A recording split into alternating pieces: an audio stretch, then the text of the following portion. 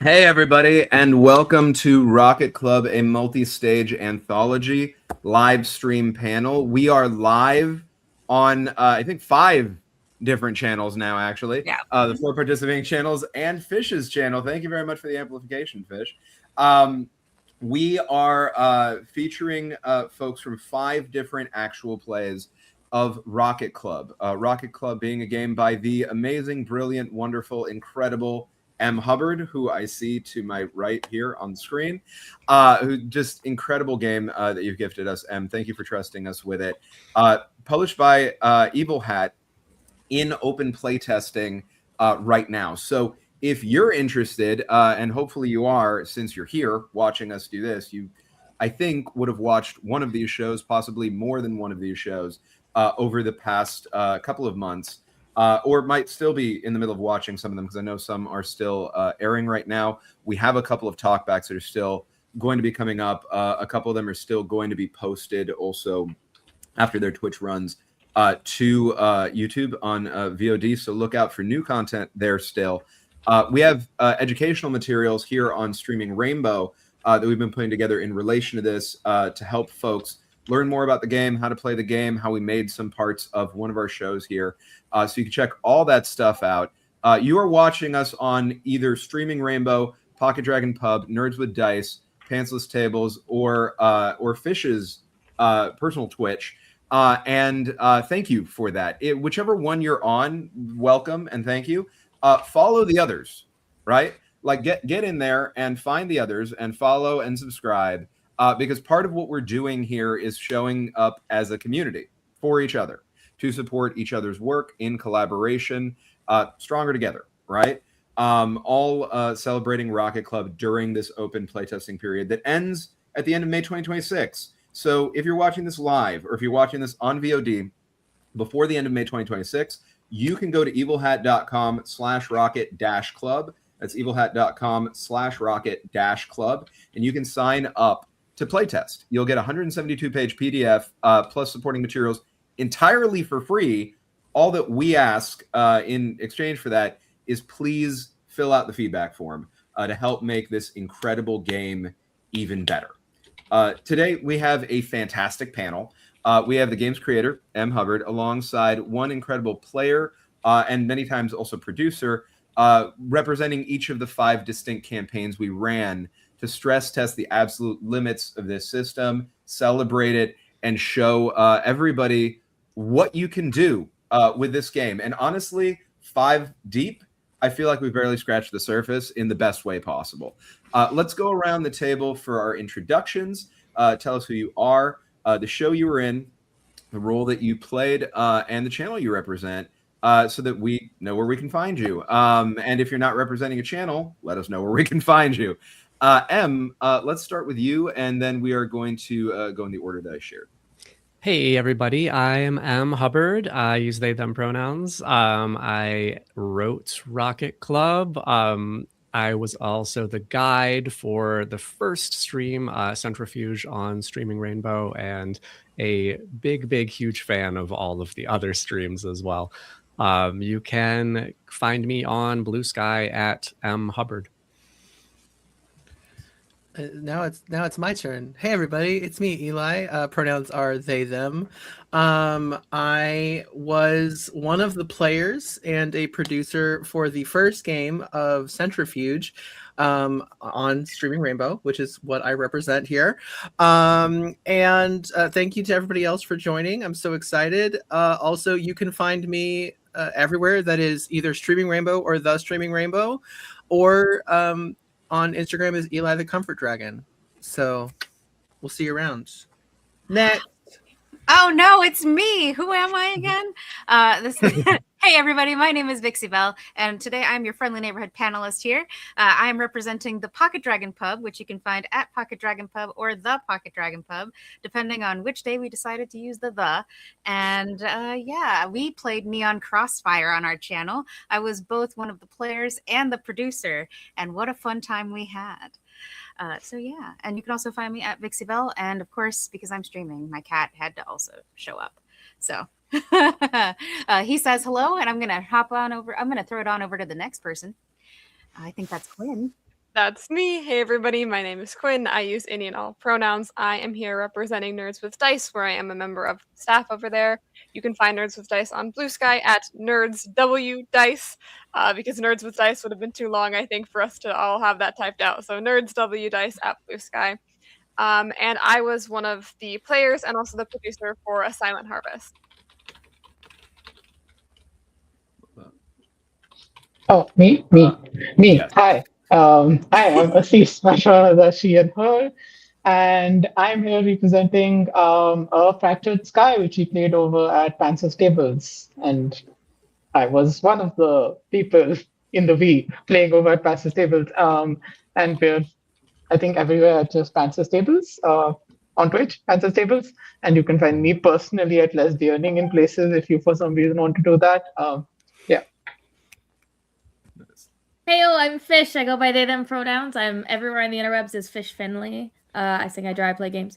I was a player in Radical Resonance over on Streaming Rainbow, which just ended last night, actually. Yeah. So if you want to see the full show, you can do that. And thank you all very much again for being a part of this in general and today. I'm really grateful to all of you and to all the channels that you represent. And to you and to Evil Hat for trusting me to be the guide for 4 out of 5 of these, and organizing this collaboration. Literally would not have been possible without all of you to do any of this. So thank you for making that possible. This has been a really incredible experience for my part. So let's dive in to what made this anthology so special. Seeing the same core rule set tell 5 wildly different stories. And I'd like to dive in first to the one that I wasn't directly involved in, to the very first AP of Rocket Club to ever exist in the world. The pre-record here on Streaming Rainbow came out back in March, Centrifuge. This is before I took the guide seat. Y'all kick this off. Eli, I would love for both of you to weigh in. As the guide, Eli as a player and producer. What surprised you most about your experiences with Centrifuge, and what sticks with each of you most about it now? You go first, Em. Okay. Man, it was just such an incredible cast on that game. I mean, obviously, I've run Rocket Club a few times before then. And we recorded before the playtest actually started. A couple of the founders at Streaming Rainbow had playtested the game earlier and generously offered to stream a game. So the thing that sticks with me is really the thing that sticks with me with most Rocket Club games is all the incredible choices that the players make, and the way that they drove that story, and embodied their characters in such incredible ways. Yeah, I was one of the people. I have had the profound pleasure of, I got to play test it twice before it went into open play testing. And as well as David. And we both, after the game that David and I played in, we both looked at Em and went, what if you played this game with a group of people who have played we have clocked so many hours of gameplay together? Like, where could this go with that? And not with a bunch of people who you're playing with them for the first time. So it wasn't so much a surprise, but it did take Rocket Club to another level, playing with people that I can read their minds about where they want to go. And it really took the very cool, we'll get into all of the talk about mechanics and everything, I'm sure, but like the having emotions be a part of it was always amazing, but having emotions be a part of it with a group of people that I have had every emotion with was truly beautiful, because I could really take risks on how I acted. We could push it further, which was so fun. Beautiful. What a beautiful game in our scary roller skating rink of a nightmare. Yeah, that was. I also kept trying to throw bullies at the player characters, and they weren't having any of it. These were some tough middle schoolers. That's super fair. I mean, they're in Rocket Club. They're smart. Yeah. I'm sorry. That manager did trigger all of us, by the way. Like, we literally were like, we had to like pause and be like, no, but Em, we hate this person. Like, us as adults hate this high school student. Yes, I love that.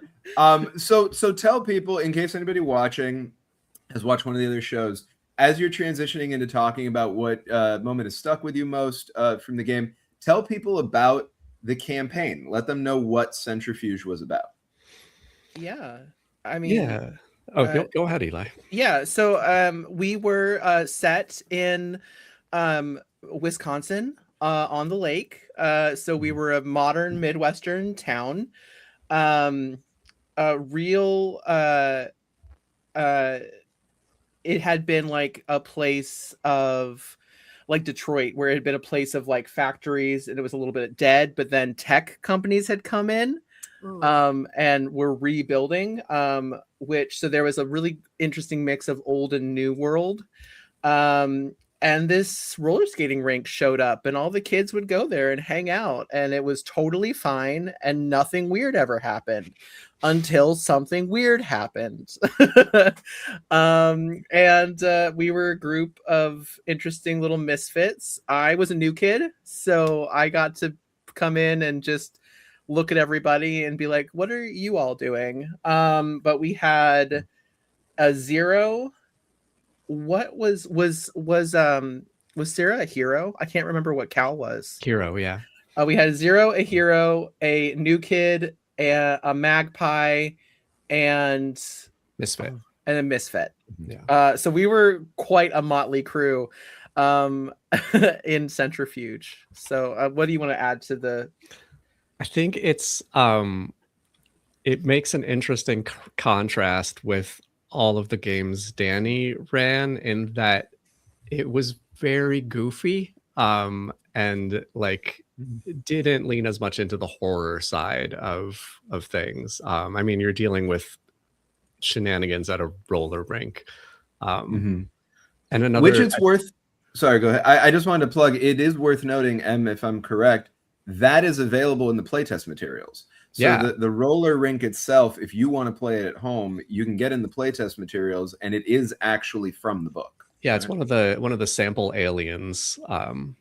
Is the roller rink robos. It's in there. Not super fleshed out, and you can kind of play it however you want to, but the basic thing is there. And I think also a lot of the thing that I think is fun in these different shows is how different the clubs are and kind of what their purpose is and what they're doing. And the club in Centrifuge was under new management at the school, had a new advisor who wanted them all to make viral videos. Yeah. So that was kind of the kickoff for the whole thing, and that's entirely from the players in the world building. Fully, yeah. The Session Zero world setup was so good, and we got so much backstory just from that. So that is one of the things that I love about Rocket Club. Is like the pre-work is as much fun as the actual game. We discovered that I wasn't part of this because I was a new kid, so I missed this, but I would fully have been fine with it. I would have been involved. They built a trebuchet and caused property damage, a lot of property damage, and so our old sponsor was told they weren't allowed to be our sponsor anymore, the science teacher. So we had the drama teacher, who was now in charge of us and wants us to make TikTok videos. And we did dangerous things with that too, because we're middle schoolers and we're not fully functioning adults. Our brains don't work all the way. I gotta say, from my side of things, it was fun seeing where like unexpected commonalities showed up across shows. Because I saw you, Assis, react right now with the mention of TikTok videos. Because Assis's character at Pencil Sails in a Fractured Sky, very TikTok heavy, right? In ways that we'll get into, and we're going to talk about all that. I really want to talk about the tools. I really want to talk about the prep process that's built in here, because I do think it is a lovely mini game unto itself that is exceptionally enjoyable. One of the folks in Neon Crossfire, which we're going to talk about next, in the talkback for that, had compared it to the Quiet Year in a great way, right? In terms of like how much it felt like you could build a world together in a way that felt like you were playing a game, right? In and of itself. And everybody who I've talked to throughout the process of doing this has sung the praises of how lovely and wonderful the experience is to get to invest in the world so much, have your ideas become so consequential, and then I think have that supported by the action role, having so much of the decision-making power from it in the end in the hands of the players continues that same vibe. But before we get into all that, let's keep on going with the introductions. The introductory questions per show. Vixie, we're going to go to you, talk about Pocket Dragon Pub and Neon Crossfire. So to set you up a little bit there and give everybody at home, because these I'll talk about these 4 shows coming up. I'll give a little bit more grounding because these are ones that I was the guide for, right? So we played at Pocket Dragon Pub, and from my perspective, I came in wanting to test the system's capacity for a high octane cinematic action, right? Like giving it an Aliens vibe rather than the slow dread of Alien, you know? Because when M came to me to talk about this stuff, I was like, oh, so you want a little bit more Stephen King in your Stranger Things. And I think it's fair to say that across the 4 that I ran, we did that in different ways. But here we did it with the most poppy action of any of the shows, I think. We dropped our precocious middle schoolers right into the Rio Robles County Fair, which became ground zero for an intergalactic civil war. Bioluminescent ships crashed into the Ferris wheel, kicking off a brutal fight between the hive mind seeking to assimilate Earth and a bloodthirsty faction of heretics wanting to use humans as weapons in their fight against that hive mind. Our heroes, the Rocket Club, had to jury-rig miracles out of bottle rockets and stolen golf carts, proving that navigating messy teenage social dynamics is hard enough without having to dodge alien artillery in the crossfire. And what I'd like to ask you to begin with is, amidst the explosions and the bioluminescent ships, what was it like navigating that high-octane setting alongside how we approach the quiet, messy interpersonal drama of being a middle schooler? I think that once we did the world building, that formed we actually had a very solid structure.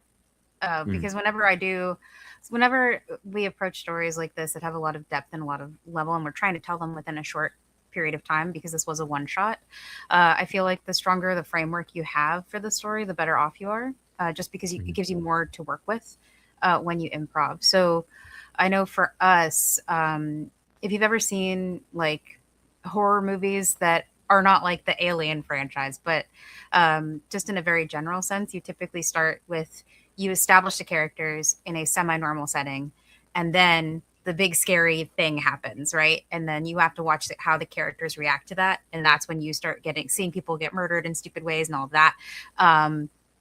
And after that, you kind of have the resolution of, is this over? Is this just the beginning? And I feel like having that structure in my mind helped inform how we played. and how we navigated that. So for me, it was just a matter of timing. How do you blend those two things together in a way that's almost seamless? So, and just using myself as the example, I played the Daredevil. Her name was TBA. Their name was TBA because I couldn't think of a name, and then I came up with Tanya Blaze Armstrong, and she stayed TBA. But yeah, one of the things with them is that the Daredevil playbook is they're the first one to take action. They're very much like, I'm just gonna jump in, and whatever happens, happens. And pairing that with one of the scenes that I remember where what happened really well was where they tried to attack the alien. They failed miserably and began to fall. And it's Lewis W., who played Hazel May Powers, the new kid, used their ability to save TB. And like right at that moment, right when they landed, we found out that that was TBA's crush. And they were embarrassed about being, having this like failure in front of their crush. And so that's kind of the way in which you would do that. Like, so I would say also the sentimentality of having our guardian, who is named Tio, be in danger and having to kind of rally to ensure that that he was safe as well was another moment, tying in those personal details into the action and letting it inform and drive what the characters are doing, essentially making those motivations, if you will. So. Absolutely. I mean, I still lives fully rent-free in my mind. Y'all moving through that impromptu war zone toward that haunted house, trying to get Theo. Theo, like the rubble falls down. You don't know if Theo's okay. All of you were fully locked in on getting over there. And then I remember Ronan's character taking an additional risk. Yeah. Beef was so good. So taking an additional risk to go recover Theo's hat, right? Yes, because it meant so much. Well, and I think too, what was something that I feel like was a unique element of our tables is the cultural context that we added as well, because we really leaned into metropolitan themes, and we literally were like, a bodega owner was our sponsor. That's why his name is Tio Oscar. And we also had that he was wearing, traditional clothing for this festival, the guayabera, the hat. And that's why the hat became like a really important piece of cultural significance, because that's part of the outfit, and it was important to kind of to save that. It became a symbolic thing, which I thought was really cool.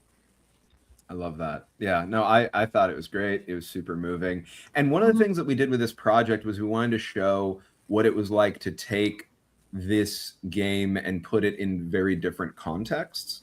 And sometimes that was formal. So as you mentioned, this was a one shot, right? Centrifuge was a pre-record of 4 episodes. Silent Harvest and A Fractured Sky also ended up being 4 episodes.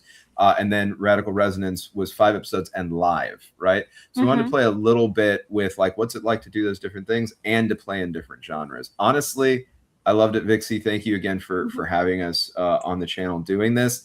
I had such a blast, and I would love to go back to that world again, because I feel like we told a complete story in one session, which is hard. And also just scratch the surface, setting up, a lot of what could be to come. All right, so pivoting next to you, Quinn, I'll set up a little bit of a Silent Harvest first, and then give you the question for you and for Nerds with Dice.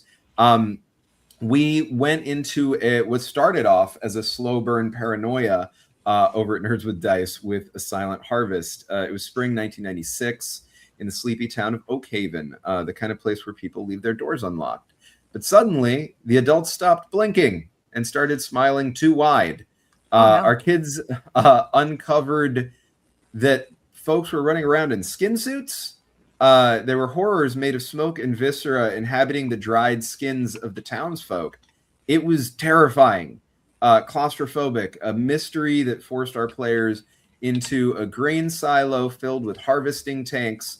Ultimately, they all stood face to face with a cosmic entity offering a painless, emotionless stasis, and they rejected it, proving that human pain and growth are inseparable.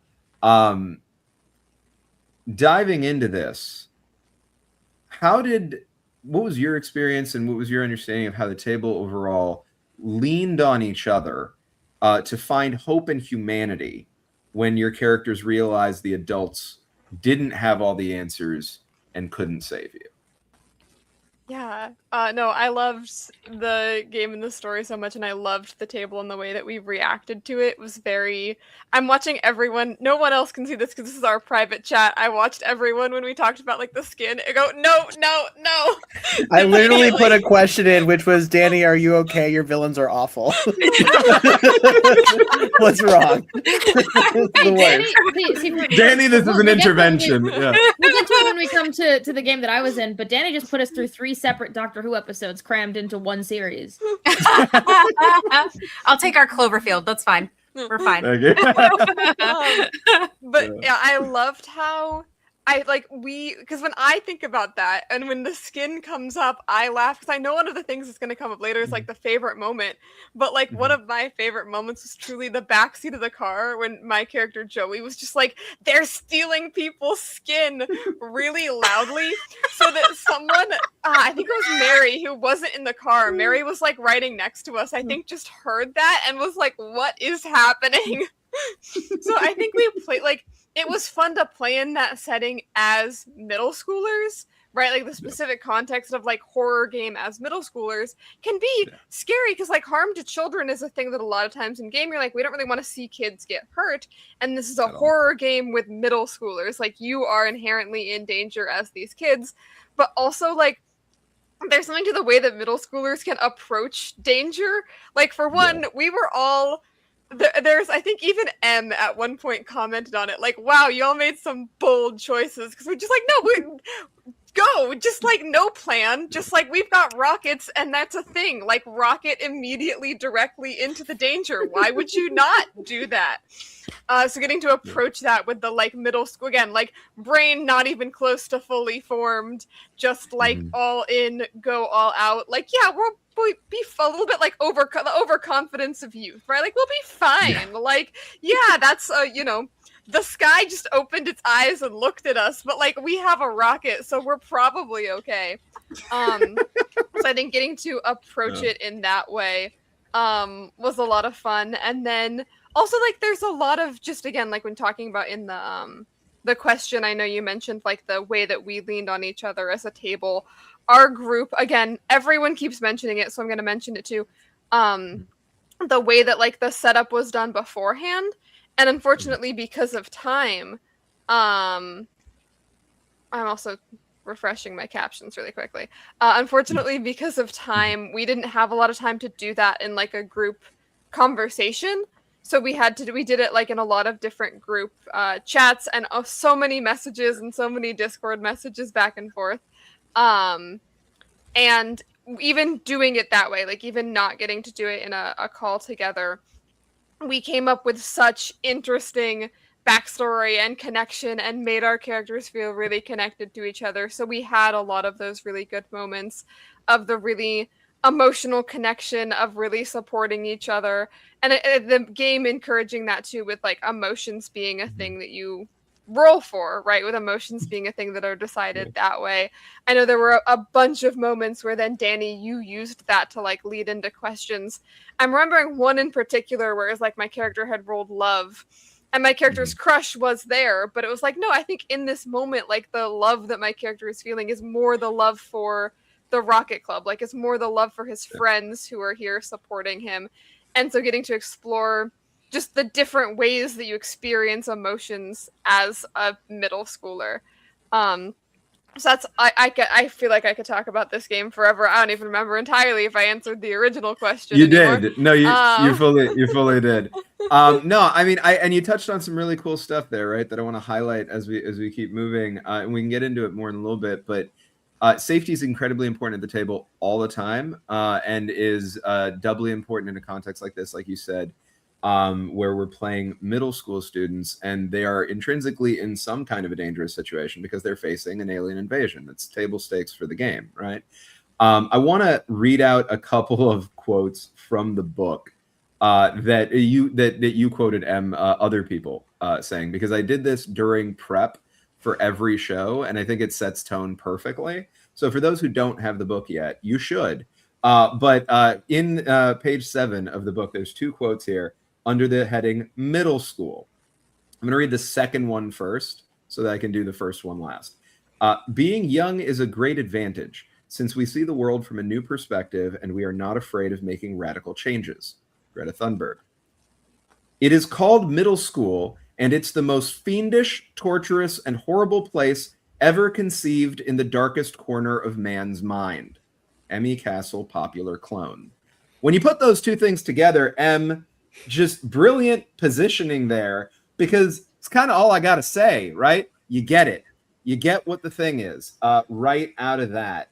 And finding safe ways to balance that at the table is very accessible with the scaffolding that you've given us, and the tools that are typically used in TTRPGs, as long as everybody is putting in the effort.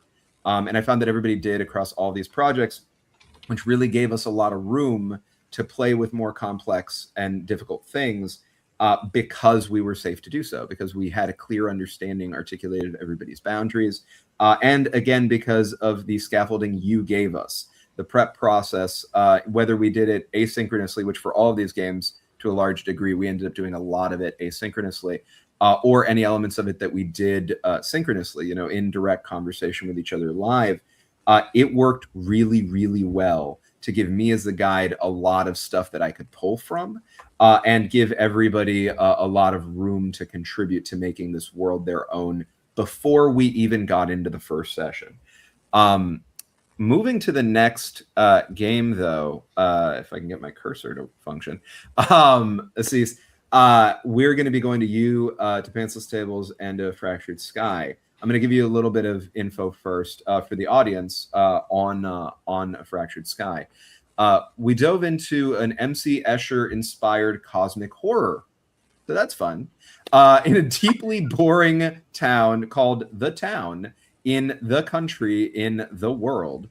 It prized absolute conformity when it arrived, shattering the sky, swallowing up the local mall, turning it into a void of impossible prismatic fractal geometry. An entity known as the Triumvirate of the Void began broadcasting coercive, emotion-draining calm over the town, replacing people with turning people, giving people doppelgangers that were plant-based, grew up out of the ground, inspired a bit by Scavenger's Reign and Annihilation.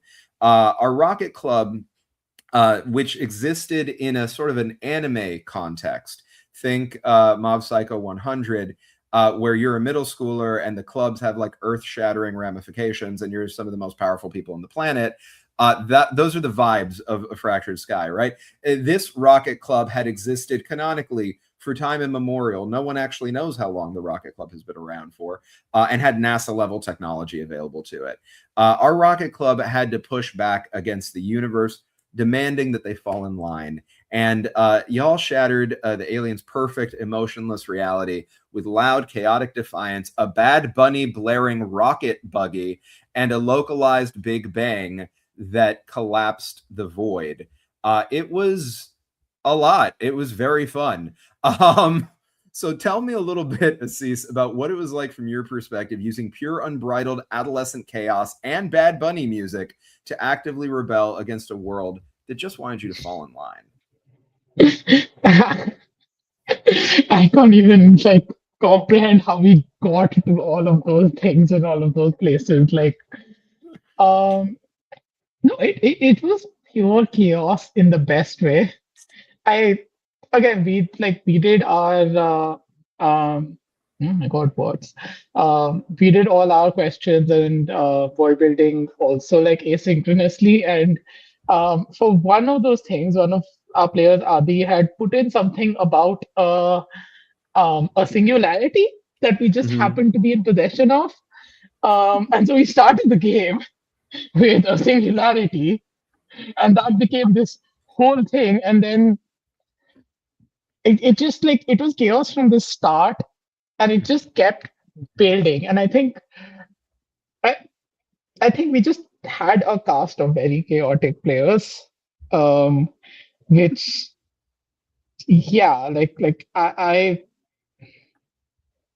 I don't know how to describe it, but it's like every little thing that we put in various parts of the setup would just escalate. Like first we're doing a heist in the school, then suddenly the singularity is attached to Baby Girl, which was Baby Girl. So okay, context. Steve's character, Samir, um, his rocket was a vehicle type rocket, and it was this little vehicle called Baby Girl. And we essentially attached the singularity to Baby Girl to allow Baby Girl to teleport us out of places Through rocket surgery, by the way. So we did through rocket mechanize surgery. that It completely. was very good rocket surgery. We stand Um, Baby Girl in this house. Okay, Baby we're all Girl's Baby great. Girl fans. And then and then our massive secret bunker constantly had Bad Bunny playing, and through a series of strange events, Baby Girl now became sentient and spoke to us in Bad Bunny lyrics. Yeah. And eventually, somehow, I guess we detached. Did we detach the singularity to make the Big Bang? I'm not even sure, because You did end up period you of did time- well you had it with you, and then you had to take it to access it to be able to use that when Samir just like tore down what was happening in the middle there, and then like had a moment where they were observed by an entirely third party Right, of course, the like type extra of aliens. alien that then took them to the socialist space show, because also it is worth noting everything was named like that. So I mentioned the town, the school, like the middle school, The middle school, country, the everything arcade. was named like that. So it was not Star Trek, it was the socialist space program, The right? Like socialist it space was show. the like that it was just like everything was named that way. I loved how much you all leaned into that chaos, and you're right, you started with a singularity and it got bigger from there, right? Like that's the It just and like I feel like we also like there was a lot of abject horror. Like now that I think about it, there was a lot of horror, but we were just hiding in so much chaos. I didn't feel like it in the moment. I mean, But I yeah, I will mean say the of middle the school of it all. go ahead. Go ahead. No, just the middle school of it all. We were so like okay, so like Danny mentioned earlier, my character, I was playing the royalty, polyamory, name unrelated to her actual character. I just need to relate. And her whole thing was that she is a TikTok influencer. That is how she is royalty. And she gets funding for the club using TikTok. The reason we have NASA level stuff is from like scraps. It's like a scrap yard. And also then we just have a bunch of stuff from TikTok funding. And it's like I just had different concerns, I think, throughout the series. We were all just the middle school of it all really gets to you because yeah, okay, the world is whatever, but like also we have crushes, and also Samir keeps like either looking cool or looking awkward. It's like, I mean, Adi's character had a whole identity crisis somewhere in the middle. And The alien there stuff were secondary. and the moods, right? The impulses that you get to embrace with the moods and the questions that you answer when you roll that. So for those watching who may not be aware, the primary action roll is 3d6, but each d6 is individual and associated with a different list. One is for outcome, one is for side effect, and then one is for mood. So for the mood one, there are 6 different moods that are available, and each of them have either a question or an impulse associated. One of them has an impulse associated that's connected to the character's secret, which when they fill up their experience tracker, they're then able to confess. And then that is how advancement occurs inside the game system. The impulse, for example, that Samir often was getting was one that led them to do something like wildly unexpected, essentially. And so there's a lot of like, I take off my shirt and I whip it around my head. Do you know what I mean? Like there's a lot of that kind of vibe with the like often coalescing with the looking cool or looking foolish, right? Which would sometimes also have mechanical outcomes because they would sometimes occur in front of what is mechanically determined to be a crush or a rival, which as the rules are written currently would be an NPC. And so if you look foolish in front of a Crusher rival, you take a condition. If you look cool in front of a Crusher rival, you get an extra reroll on your next run. We haven't gotten to mechanics yet, but for those watching who may not know, the modifiers that you have for the 4 traits that you have in this game don't give you a plus to the roll. They give you rerolls. So the amount of rerolls that you have help you determine the combination of outcome, side effect, and mood that you get, which can get really complex and lovely in a way that doesn't create an overburdening amount of math and that doesn't create an overburdening amount of variables to consider. It's really nicely balanced. The dice really tell a story, though, because in Centrifuge, we kept rolling 5 on like something extra. So we kept being like, hey, Em, tell us something else. Come on, Em, tell us your secrets. It's the dice are wild. I will say there were a lot of 5s. Good. Yeah, I think we also got a lot of 5s specifically on the second dice. Like it is strange how we just always roll something extra. So what I'm hearing is, Em, maybe move a different thing. There's some feedback for you. Maybe haven't learned. Maybe 5 isn't learned something. Maybe I will say, as the guide, I did unironically really like that a lot of 5s were rolled, right? Because it gave me an opportunity. It gave me an opportunity to be in a situation where, like, okay, the players just earned a win, right? They just earned the ability to do that. And I get to share more lore. Geez Louise, is it my birthday? Like, I will take it all day, every day. And we'll get into this a little bit more, but it's worth noting that I had the opportunity in this last game, which we're about to transition to talking about, Radical Resonance, to, in the last 2 episodes, I want to say, get to playtest on top of a playtest. So on top of the playtest materials that we have, M shared an innovation that they've been working on called Lose Something. So when you go to the breakdown in the quick reference sheet, which exists as part of the supporting materials, you can get for free at evilhat.com/rocket-club. That's evilhat.com/rocket-club. You can get a quick reference sheet that has the outcome, side effects, and mood all on one page. And number 2, under side effect, as written currently, is draw attention. Your action is noticed by an outside entity in a negative way. There were a million ways across these games that draw attention did beautiful, incredible work. You know what else did beautiful, incredible work? What I got to playtest in the last 2 episodes of Radical Resonance, which is Lose Something. As a mirror, they got a lot of 2s last night. They got a lot of 2s last night. They had gotten at least 1 the night before, but last night they really leaned into the 2s. And the Lose dice Something, know what they want. And boy, howdy, did they exercise their power on our game. They really did. They really did. And we're about to get into that. But this Lose Something is a mirror to learn something, where you can ask the guide one of the following questions, and there's a list of questions. Lose something, you suffer a loss of something important. Could be a literal object, but could be more abstract, like your temper, your footing, giving up information. And then the guide asks the player one of the questions in the pick list for that. I got to tell you, both were incredible, Em, and I'd love for us to talk about that more in a little bit. But getting into Radical Resonance, Fish, I'll set us up a little bit and then give you the question. Can I say one thing? Yeah, go ahead. I'm working on a little section to add to the book called Questions or Gifts. Because when I'm running the game, I think of that when they learn something, that's a gift to me as the guide of I get to like give them, because they're kids who are inquisitive and trying to figure out this mystery, and I can throw out a clue and like push them in a direction. So I vibe with that so hard. There are a lot of questions going at everybody, so I trying to lean into that. Like, when you get a question in this game, it's a gift to you to be able to build the story. I love that. Thank you for adding that to the text, because I think it's going to be really important from a table setting perspective for folks to see that that's intentional.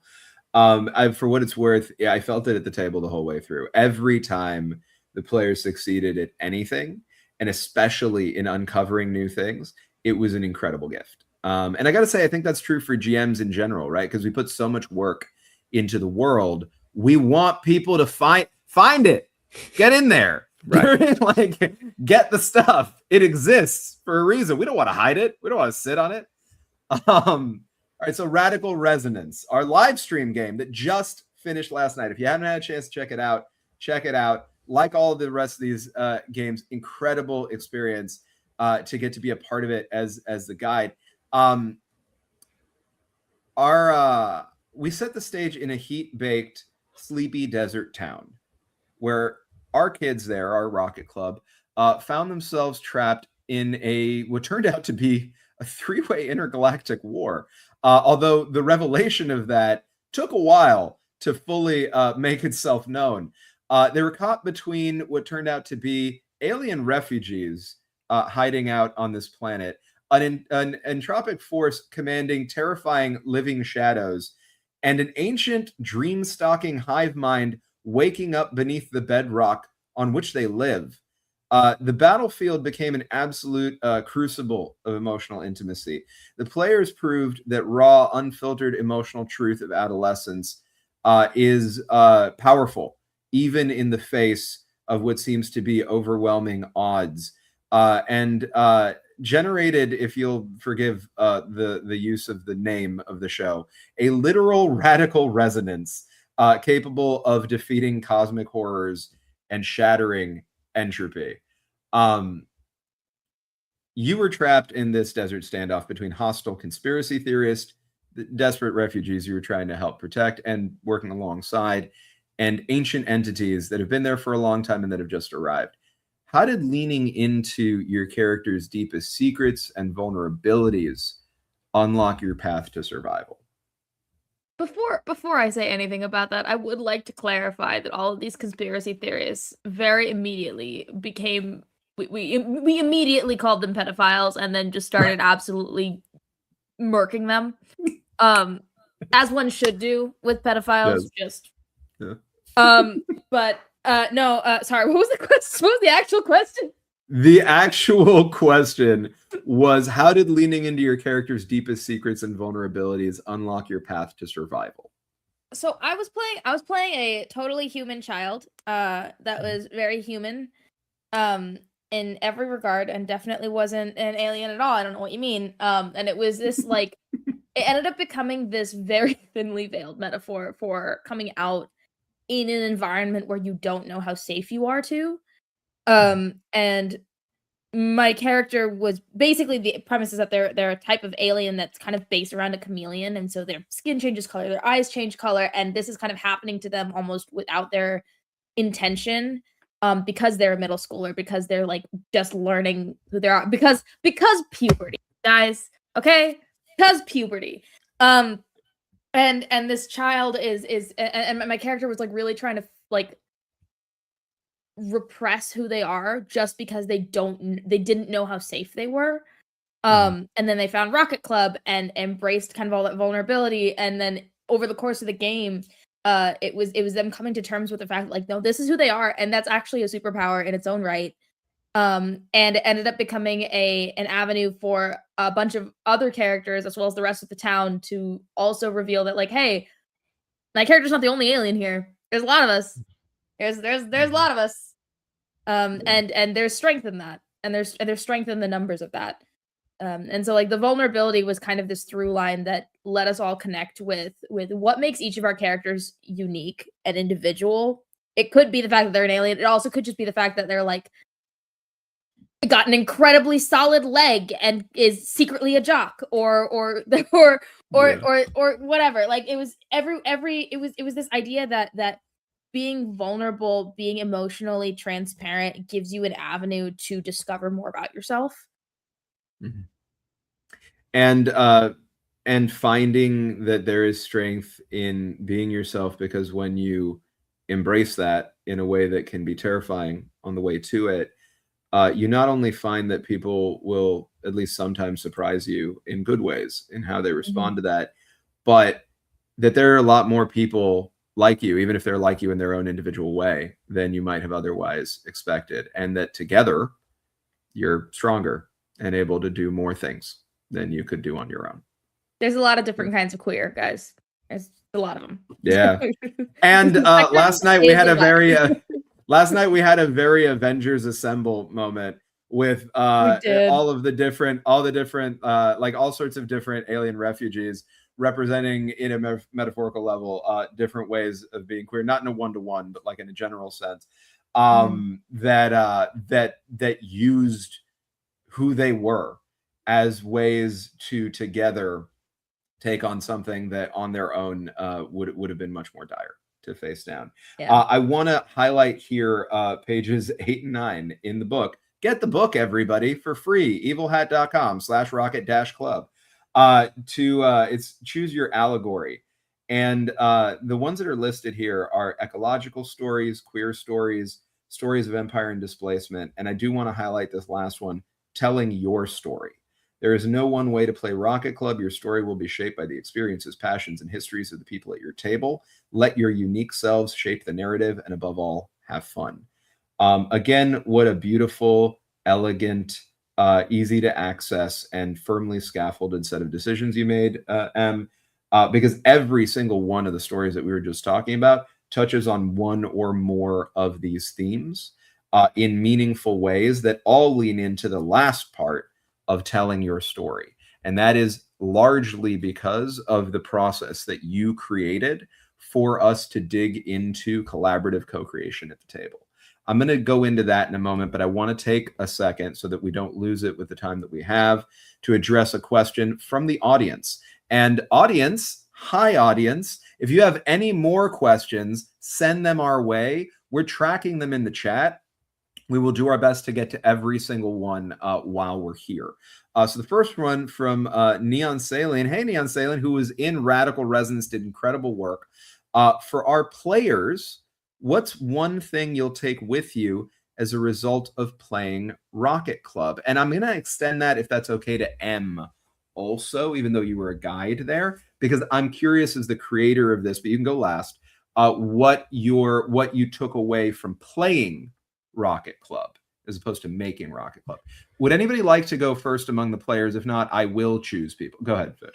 I've got a thing. So I have been spending a lot of time as of late playing a lot of different systems, and trying to expand the systems that I play beyond D&D, because there's a lot of D&D and D&D-like systems that exist out there, and it feels like a lot of the TTRPG space is that. So it's been nice trying to get to play more. And one thing that I learned from Rocket Club that really hadn't resonated with me until this game was that aspect of collaborative world building. There is a way that Rocket Club handles that feels very open to anything, whilst also not being overwhelming to the players. It gives the GM a lot of details to potentially work with and incorporate without feeling like, oh my gosh, this world has so much lore, how do I fit in? Because I feel like that's a pitfall that a lot of worlds end up falling into, and having that collaborative, the system by which you build the world doesn't feel confusing. And it really opened my eyes up to what collaborative world building can look like outside of a D&D setting. You know what I think is so important about that, having been involved in 4 of these 5, right, is it doesn't, my 2 cents, my best read on that is it doesn't feel like too much because we made it together. I feel like a lot of times it's when you have that auteur theory of GMing, right, that it all comes from one side of the table, that the deep lore can become more of a burden than a blessing. That doesn't always happen that way, but when it does, I think it's because of that.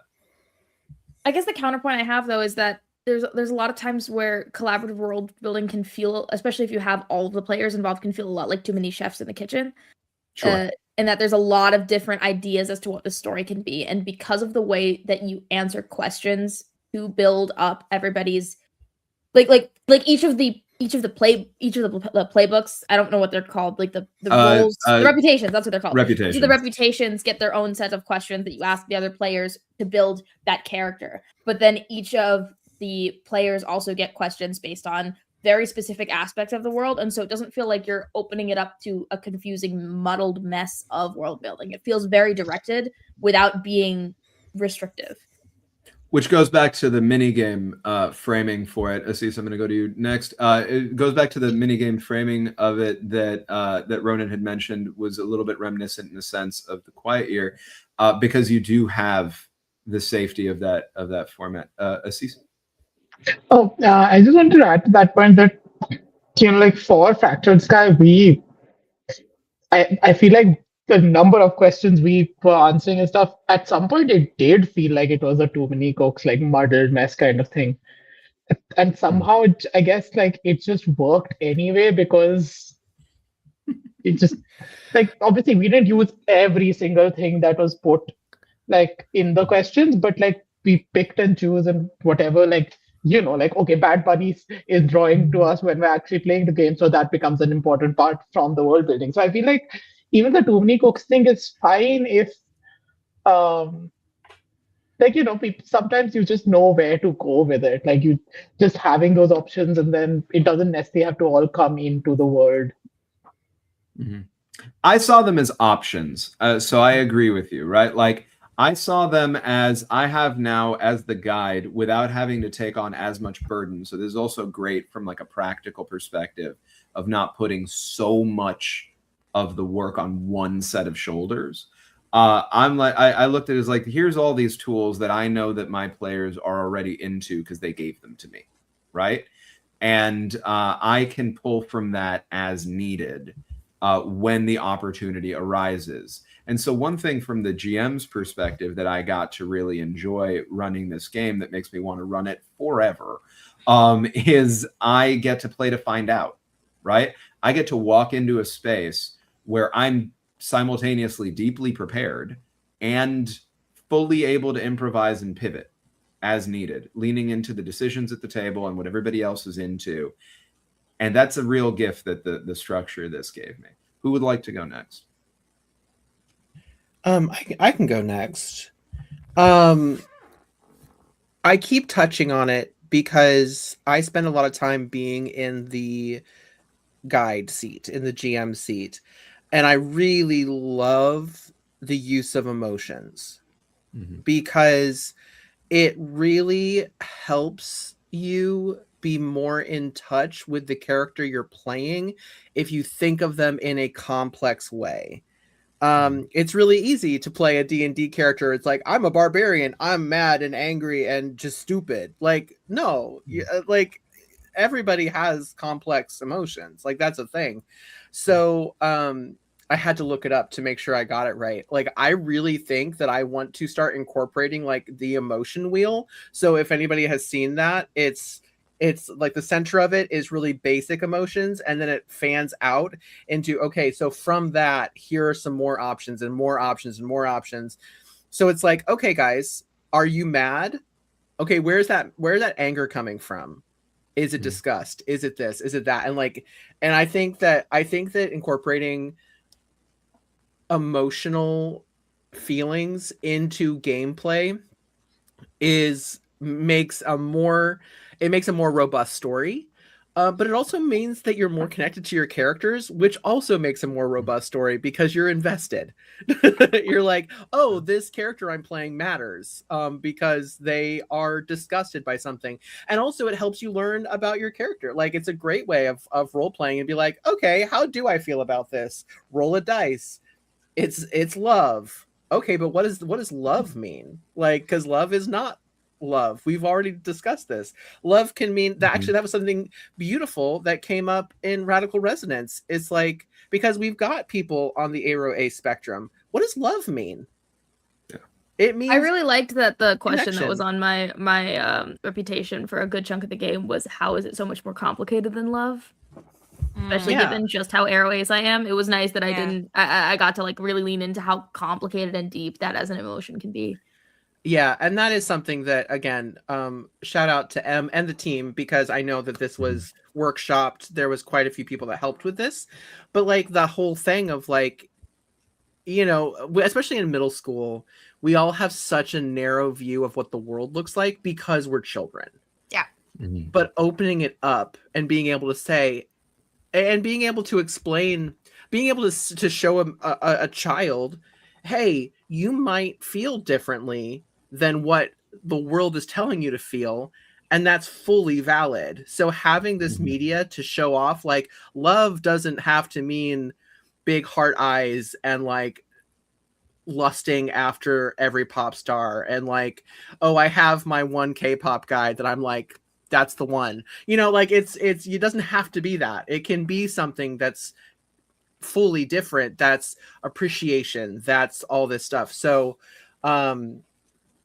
yes, bringing more emotional diversity into games moving forward is definitely something that I will continue to use. So I love that. Well, Rocket and mechanically, to make sure, just in case anybody watching doesn't have the clarity we do here at the table, having played this, the moods in the mood die are fear, sadness, anger, hope, thrill, and love. Each one has a question or an impulse. You can choose to embrace the impulse or not. If you embrace the impulse, there is a mechanical benefit because you get experience from that. There's no downside other than not getting that benefit to ignoring it. And I found oftentimes the players at the table across all these tables were making the choice that made the most sense to the character and the situation. Somewhat, not entirely, but somewhat agnostic, and sometimes in the face of potential mechanical benefit, leaving the mechanical benefit on the table because the connection to this emotion was, I don't want to speak for them, but my impression of it from my side of things seemed to be the connection to the emotion was so profound, right? That like it mattered more that the emotion was handled correctly than that you get the benefit. And that's such a cool tension, that you put in there. Quinn, Vixie, would you like to weigh in? Yes. Quinn, would you like to go first? You were quicker on the draw than I was. I mean, I'm gonna like just basically echo everything that Eli said. I don't have a ton of stuff to add to that because you said a lot that's directly related to things I played with my character of like the emotions. And yeah, I am Arrow Ace and I played an Arrow Ace character with a crush in the game. So like echoing like the way that the crush mechanics are written. And I loved the way that we did it where that wasn't initially clear. Like I think if you watch the first episode and the second episode, it's like, oh yeah, this is a character with a crush. It's just a character with just a kid with a crush. And it's as the show goes on that I get to start explaining and Joey gets to start explaining some more like, no, it's a crush. I think I like this person and I think that this person likes me and that's something. But it's not a crush in like the kind of typical stereotypical way that we would think about a kid having a crush on someone. And that actually got explored and expanded on via the alien threat that we were engaging with, like showing my character a literal vision of the future and a vision of like what a non-romantic partnership with someone can look like seeing like this person still in my character's life in this very particular way in the future. So I was just going to be like, yep, nope, we did that in our show too. I love seeing the similarities across the show. And then I was going to laugh at the so I also got to be involved in some of the earlier like playtests before the actual plays. I can't remember if I was in one with you or not. I don't know. I was in some of the early playtests, and I ran a couple of early playtests as well. And I ran a playtest for my group where, like, before the game started, people were chatting, and someone mentioned that their therapist had given them the emotion wheel, but particularly, I'm going to add on this, Eli, the one that is not just the emotions, but the sensation. So the emotion sensation wheel. And so I, as the GM, made up my own home rule just for that game, where if you described not just what your character was feeling as in emotionally, but physically what your character feels in your body, right? Like get into telling me what emotions feel like and how they are felt for you. I gave them an extra reroll, which kind of breaks the game a little bit. Yeah, so that was really, that was really fun to do. And that was really fun to get to play with, like exploring, like not only what is felt, but how it's felt and how it's experienced.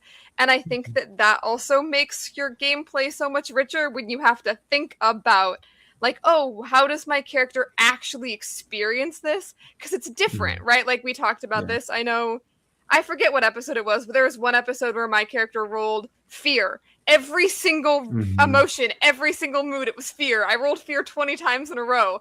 I don't know what was up with that dice. That was it hated me that thrill day. session 1. It was just thrill after thrill after thrill. I was like, please, can I answer a different question? Can I do something else? But it kind of forces you to think about that, right? Like, oh, how is this fear different than this fear? How is this experienced differently? How is this felt differently? And I think that's the fun part of having the emotion, is it does kind of force you to think about that in a way that you can definitely apply to other games, but is not so actively encouraged in other games. So yeah, that's just building on it. As soon as you started talking, Eli, I was like, all of that. That's all my favorite stuff. That, but more of it. So that's all my takeaway stuff.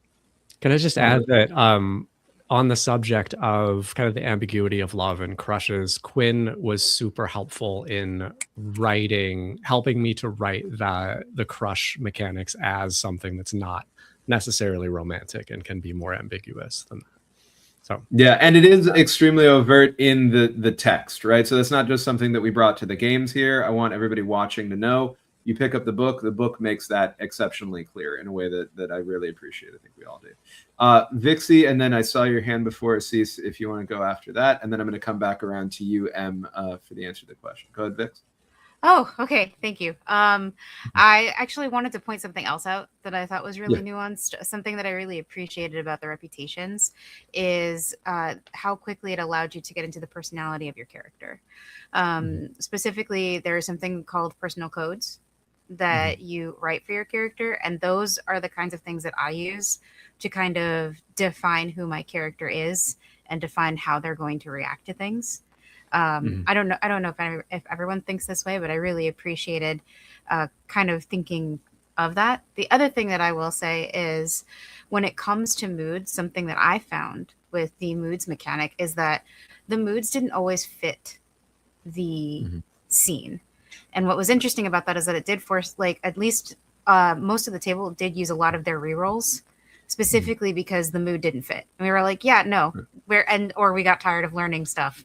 Because we did roll a lot of 5s in that game too. We're like, we learned another lesson. This die is getting thrown out the window.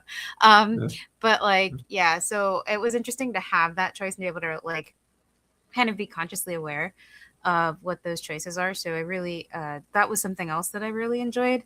The other thing that I think the game does really well is it gives you the power to explore other perspectives from a point of, like, this is who I was in middle school. So one of our characters, played by Carlos Salazar Tereso, was having gender identity issues. That character was having gender identity issues. It harkened back to something that he experienced when he was that age, and that they wanted to touch on in that time. And there is another mechanic called revealing a secret that you need to reveal it to a player. But in this case, it happened towards the end. And it was revealed to a player, but it also was revealed to an NPC. We kind of like forked it out so that it worked out mechanically, but in that he was able to kind of express that they weren't really comfortable being, representing themselves within the gender binary. They sort of were happier existing outside of the binary, which was a really cool sort of revelation to have, especially near the end. The other thing that I thought was really interesting is how Lewis approached the new kid, because I believe we talked about Hazel May has a dog, and specifically this was a special services dog. The dog was an allergy dog, and being able to represent some of the things that kids go through as kids in middle school, having to deal with stuff like that, and being seen as weird or awkward because you have AIDS, things that help you, because your allergies are so severe, you need an allergy dog. Was really interesting. So I think that the system allows for a lot of diversity in how you represent yourself, how you represent your character. And that's something that I think it does very, very well. Not just from the Arrow Ace perspective, but from a variety of perspectives. I think it embraces the experience of being in middle school really nicely, and allows people to sort of touch on that. And even I myself, TB, was also experiencing that sort of gender fluidity. They didn't come in presenting as a hyper femme, which is new, which is not something that I usually do. Usually I'm hyper femme, so I very, very feminine. But no, they were much more they were a little more androgynous and a little more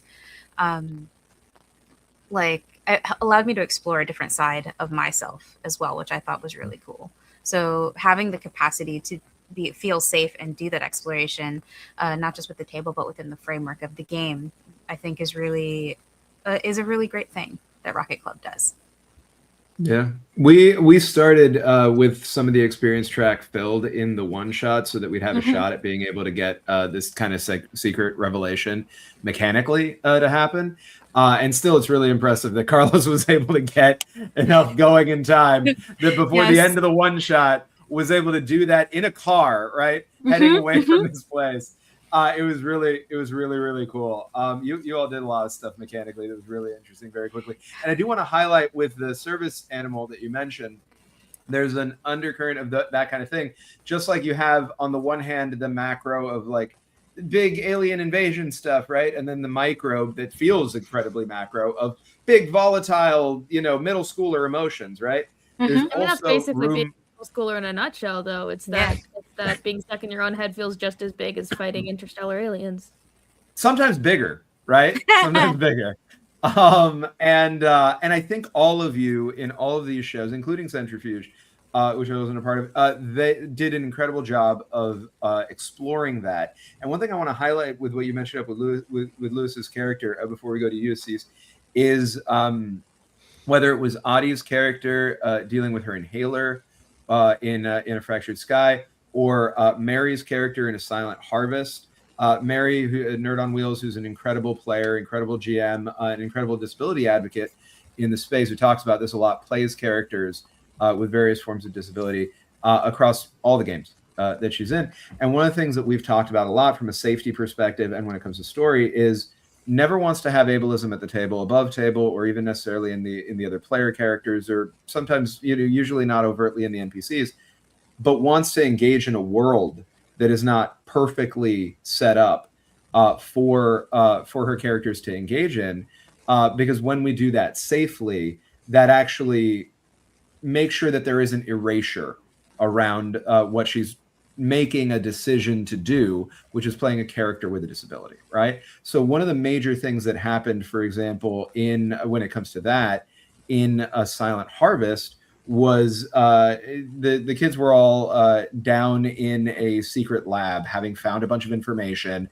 really dangerous situation, ticking clock. They have one way out because their way in got blocked, and it's stairs. And what Mary did with that was gorgeous, right? As a Rocket Club, finding a way to use technology, flying up out through a skylight was really cool. But really what I want to get at there is Mary got into how uncomfortable her character felt. And this was something Mary was not only safe to do, but was enthusiastic about doing, very happy to have done afterwards, because we put so much safety scaffolding around it. But the discomfort of being picked up and the sense of that, like in your chair, not in control there, was transcendently relatable in a way that went outside of the genre of what we were in. It reminded me of some of what you were talking about now, Vixie, with the service animal and what a badass that dog was, right? Yes. In a dangerous situation, like dodging between like firefights in the middle of this alien war that crashed into the fair. And also reminded me of Adi's character in A Fractured Sky, had a real crisis at one moment with their inhaler. The fact that this game lets that matter so much in the center of this big alien crisis stuff is a real testament to its power.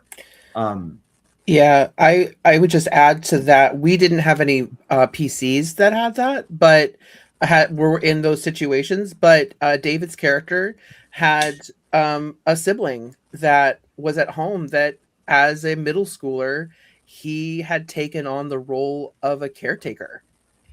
So that being a factor is like, it was such a cool thing to be able to explore how that emotion, like that extra like weight on a child. So yeah, it's a really cool system. And hey, guess what? You made a cool fucking thing. We love your game, man. So it's very cool. It's so easy to make a character that is heavy, that has heavy things on. It's like everyone's saying, on top of this extra thing. From real life, guys. In high school, my parents split up, and they were like, "Go to therapy about it," and I was like, "Listen, I got bigger problems." Like that's fully that is the true thing. So I would also like to really quick add is like in addition to all of like these big weighty things that we were dealing with, both in terms of like the bigger story conflict and also our like interpersonal connections, there was a sort of whimsy that we got to exist in, being kids dealing with such ridiculous problems.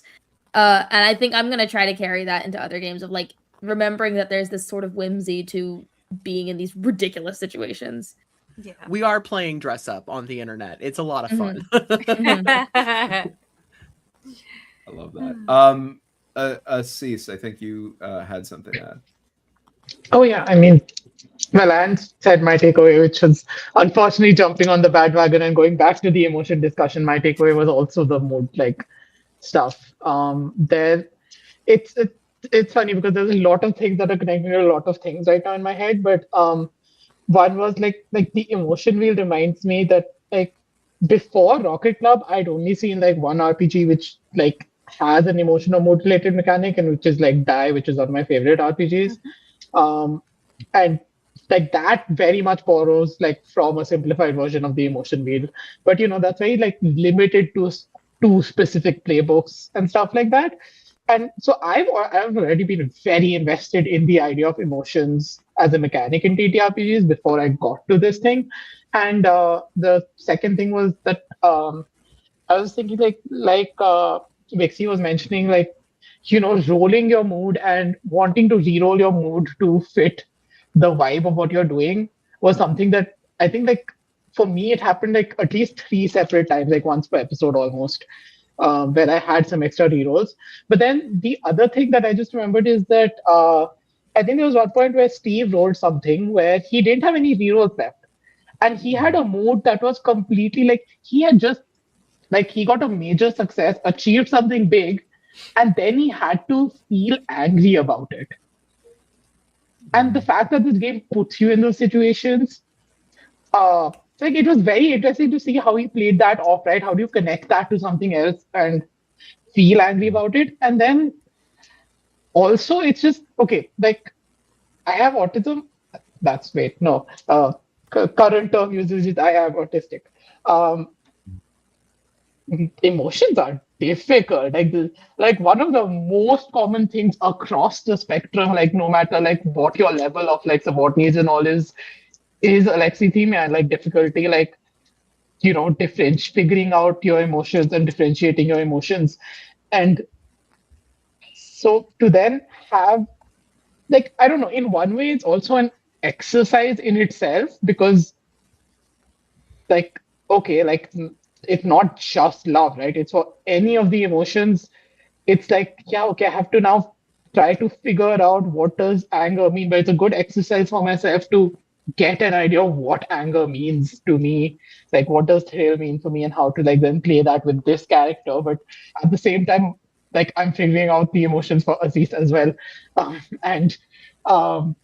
Yeah, I don't know. I think it's very interesting from like an autism perspective as well. And yeah, like I fully like, I don't know when I'll get back to writing my own TTRPGs, but I want to like explore emotion like so badly, and Rocket Club is like a big reason that it's like been on my mind.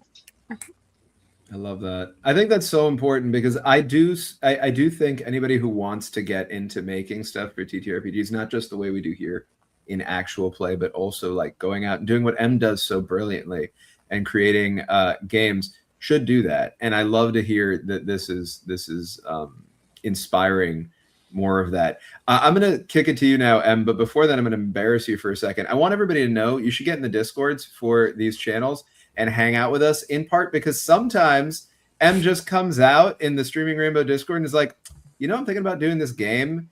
And we're like, that sounds brilliant. Do it now. Okay. And then Em actually does it. So for example, coming up on June 13th on a different channel, Logomancy Media, Em and Vixie and I, with some other folks, are all going to be playing Tradwolves, which is what you think it is when we say that.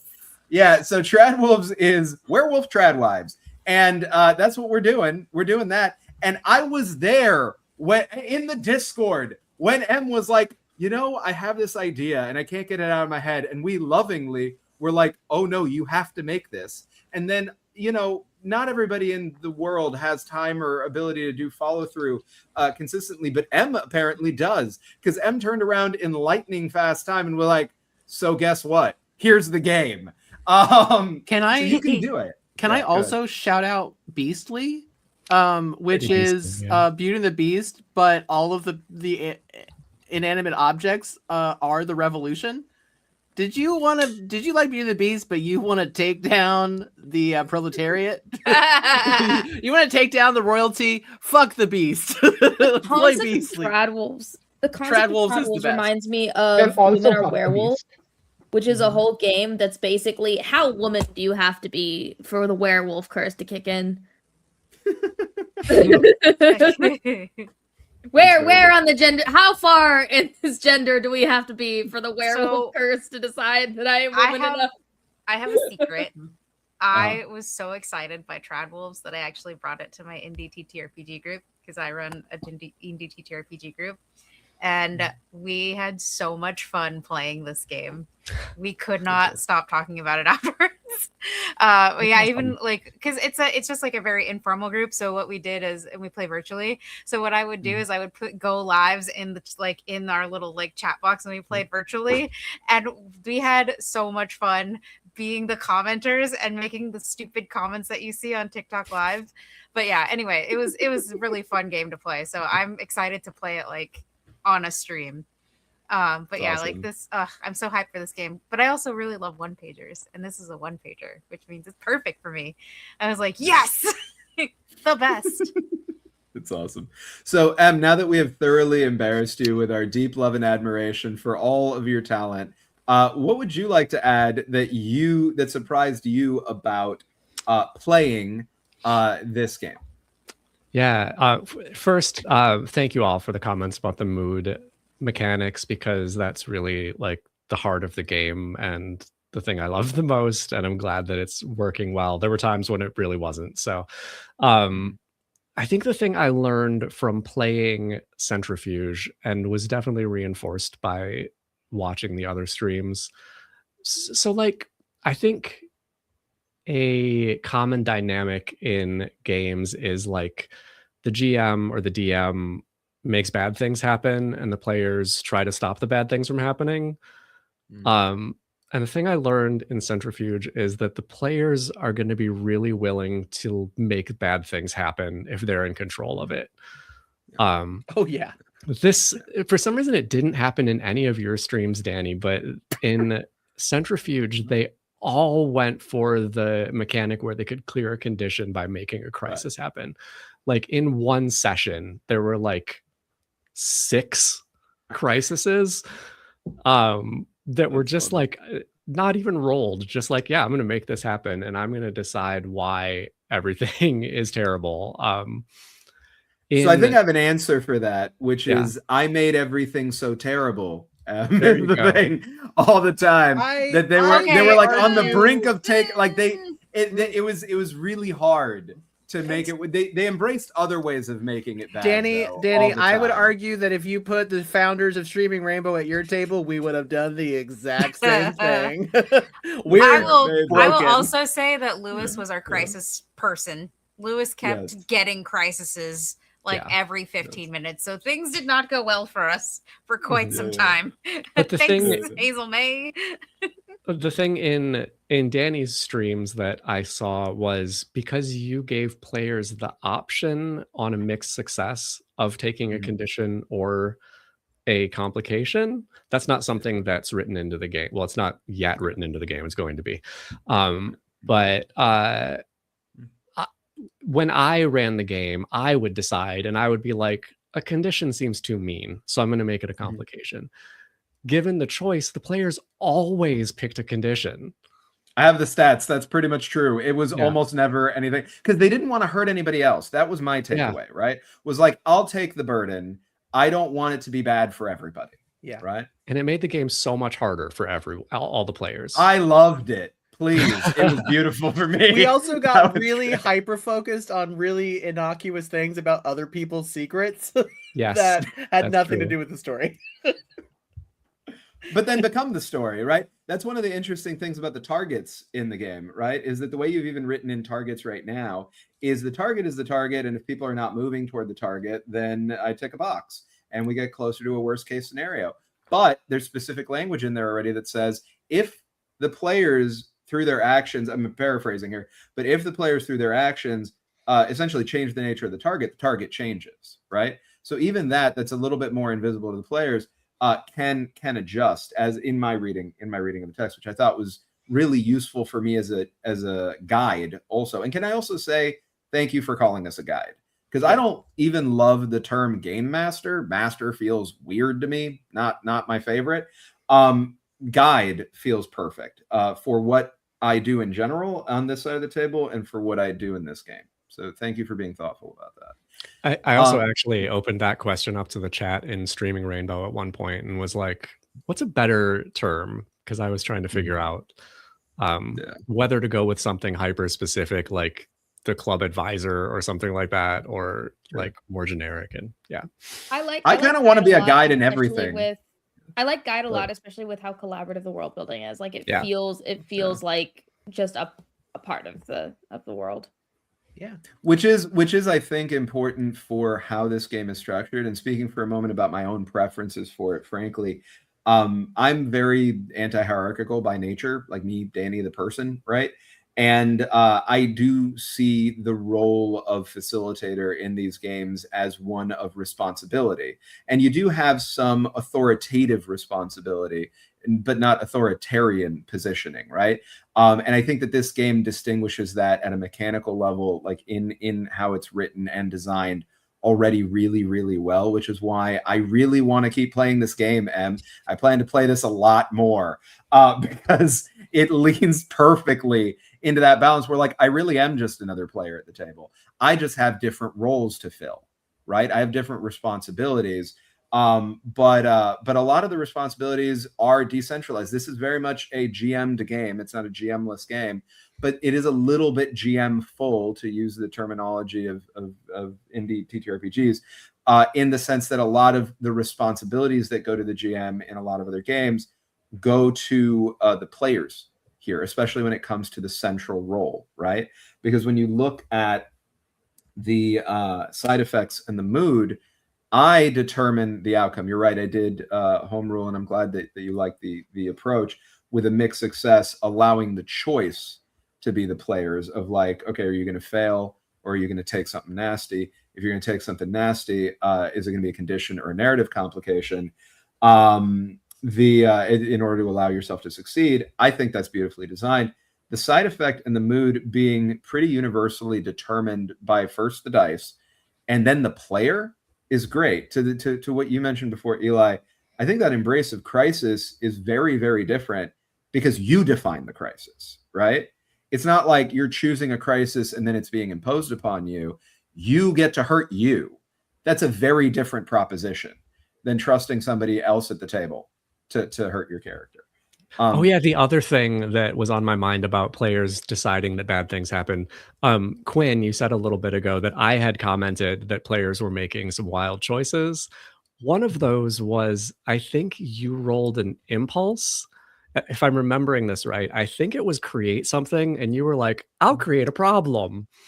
And then like yelled at the crush who was trying to help.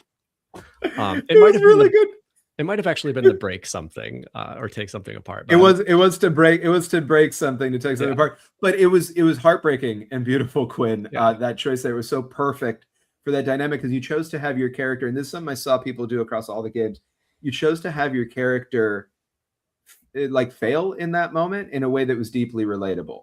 Like you chose to have them do something that they would then be disappointed in because it was true to the character and realistic for the story and right for a character this age. And I loved getting to see that. Do you want to share anything about that? Yeah, no, it was the destroy something. I was like, yeah, it's not, because it was in the middle of a fight already, and it was very much like there's nothing really physically for me to break, and I love that of like the way that I think even a lot of those questions are worded allows for it to be like, I can interpret this as like, yeah, at the moment I'm going to like break a little bit of this person's trust in me. Like that is still breaking something by making a decision born out of, I had specifically asked my crush to not follow us because I knew we were going into something dangerous. And then he shows up and you're 13 and you're like, get away from me. Like, I don't want you here because you might die. Like, I don't know what the fuck is in this grain silo. So it felt really natural and like one of those where like, yeah, because that was one of my impulses and where it's like, oh, normally you might choose to just not follow, be like, oh, well, there's nothing here for me to break, so I'm just not going to follow it.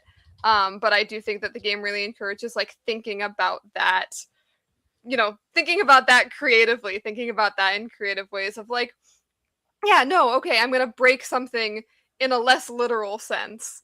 And led to a really emotional moment that we had a lot of follow-up for as well, of like, clearly that was not something that my character wanted to do or wanted to say, or not an impact that he wanted to have, and he felt terrible about it. But we all do that, especially when you're 13 and you're just like, I just feel big feelings and I'm gonna yell in your face about them, and oh no, I'm so sorry. I love that. It was beautiful and brilliant. And I do think it exists. Everybody at the table deserves credit, very much including you, Quinn, for embracing it that way. And you also deserve credit for setting it up in a way where people were able to embrace multilaterally the meaning of everything that you presented there mechanically. I'm watching the time, and I want to try to give us an option to be able to get back in. To the ending stuff, which is I want you all to have a chance to talk about like a moment that really meant a lot to you in these games. And Em, you're welcome to engage with that however you'd like, right? You could weave in things from multiple games. You could zero in on one thing. You could just talk about the system or how it felt to you to watch it. I would like to encourage you all, though, because of the time that we have left, whenever you can, don't feel like you have to incorporate any thoughts or feelings you have about mechanics we haven't touched on yet. One thing that I want to point out that I think is really important for the people watching this to know about this game is that reputations are the name of the things that are akin to playbooks here. And that feels like such a deliberate choice. Em, obviously you can speak to this better than I can, but the way that I've interpreted that and talked about it is reputations being the name of that is a great thing for a middle school character, because it doesn't necessarily say who you are fundamentally. It can, and that can be a great guiding force. But what it definitively says is this is what people think of you. This is how you present to the world in this moment, right? Because this is your reputation, right? This is how you are known. And you get to play in the mix of that, right? What parts of this are how people see it? What parts of it exist for my own reasons separate from that? How does that change? Only one person, somebody here, actually, across all of these games, changed reputations completely when they moved, when they got an advancement from confessing a secret. Fish, you're going to be welcome to talk about that if you'd like, although you could also talk about other stuff when I toss to you. I just want to set you all up with this off the top of my head. So crushes and rivals, truth or dare, conditions, crashing, care and rest. The 4 traits that we have, which I can list off to you, their design, propulsion, grace, and impact. How rerolls function, aside from the mood discussions we've had. Flashbacks from triples. A lot of people chased triples on this. A lot of people got to embrace flashbacks, gain experience from that, also have incredible storytelling moments from it. Rocket surgery. That is the way to formally collaborate on a role in this game. That is a special move unto itself. Specific moves you used, confessing a secret, creating secret moods. These are all mechanics and more that we haven't even had time to dig into yet. If any of you want to talk about any of those in the context of talking about moments that really stuck out to you, you're welcome to. Do not have to, but I wanted to say the names of them out loud in case that sparked anything in your memories. Who would like to go first in talking about a moment that is going to live with you? If it steals my moment. I want to add that there was a player in Centrifuge who also it was changed Cam. That's changed, right. Yeah. Zero to Genius. That's right. Did he go Hero? Did he go Genius too? He went Genius, yeah. Both zeros. So That's we- so funny. That's so That's funny so that funny. both went 0 to genius. Yeah. And it was the first and last show. That's hilarious. I think Yeah. zero I'd is forgotten probably Zero's probably the easiest reputation to leave behind. Goodbye, zeros. I That's was super gonna say, I thought Cam. I wasn't sure if it got. I know that was the plan. I wasn't sure if they got there. If that actually happened. I absolutely want to go first because one of the moments that really sticks out to me that was a big deal, and I don't think it happened on anybody else's game. We did rocket surgery. It did not go well. We failed. We because it was an audio thing, so we all like really hurt ourselves in the home of a random man that one of the people befriended. So this a full adult man that we, as middle schoolers, we were just in this man's house because we trusted our friend. And he was fully a conspiracy theorist. But yeah, we tried to build something. It broke a lot. Like, it was bad. I like, we couldn't hear things. Like, we were deafened at one point. All of us were, like, nosebleeds. It was bad. And it was really great because Courtney was the one who rolled it, and because it failed, she's like, her character was like, I don't know why I feel this way, Neve. I don't know why I feel this way, but I feel like I let you all down and I failed. Like, she incorporated that into the character after the fact. And also, we're a group of GMs, so we were doing so much planning around this rocket surgery, and then we went, the plan is gone. So then Em was like, what are you guys gonna do? And we went, It also wasn't a failure. It was a crisis. it was a crisis. Yeah, full. It was bad. It was the full bad. It was as bad as you could get.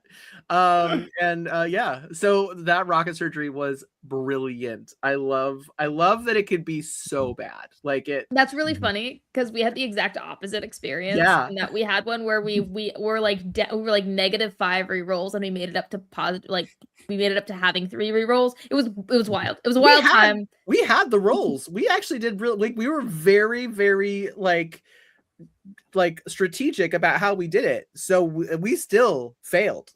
Just like, we had the rolls. It was wonderful. That's awesome. Fish, did you want to go next? Yeah. So I'm an incredibly arrow ace person, and part of who I am as a person is very much rooted in my own self-discovery of that and learning to embrace that piece of me. And I'm really glad that I got to something I'll take away from this game, from getting to play Astrid, is that, like, I really got to explore that storyline through the lens of a middle schooler, because I got to experience it fully in my adulthood.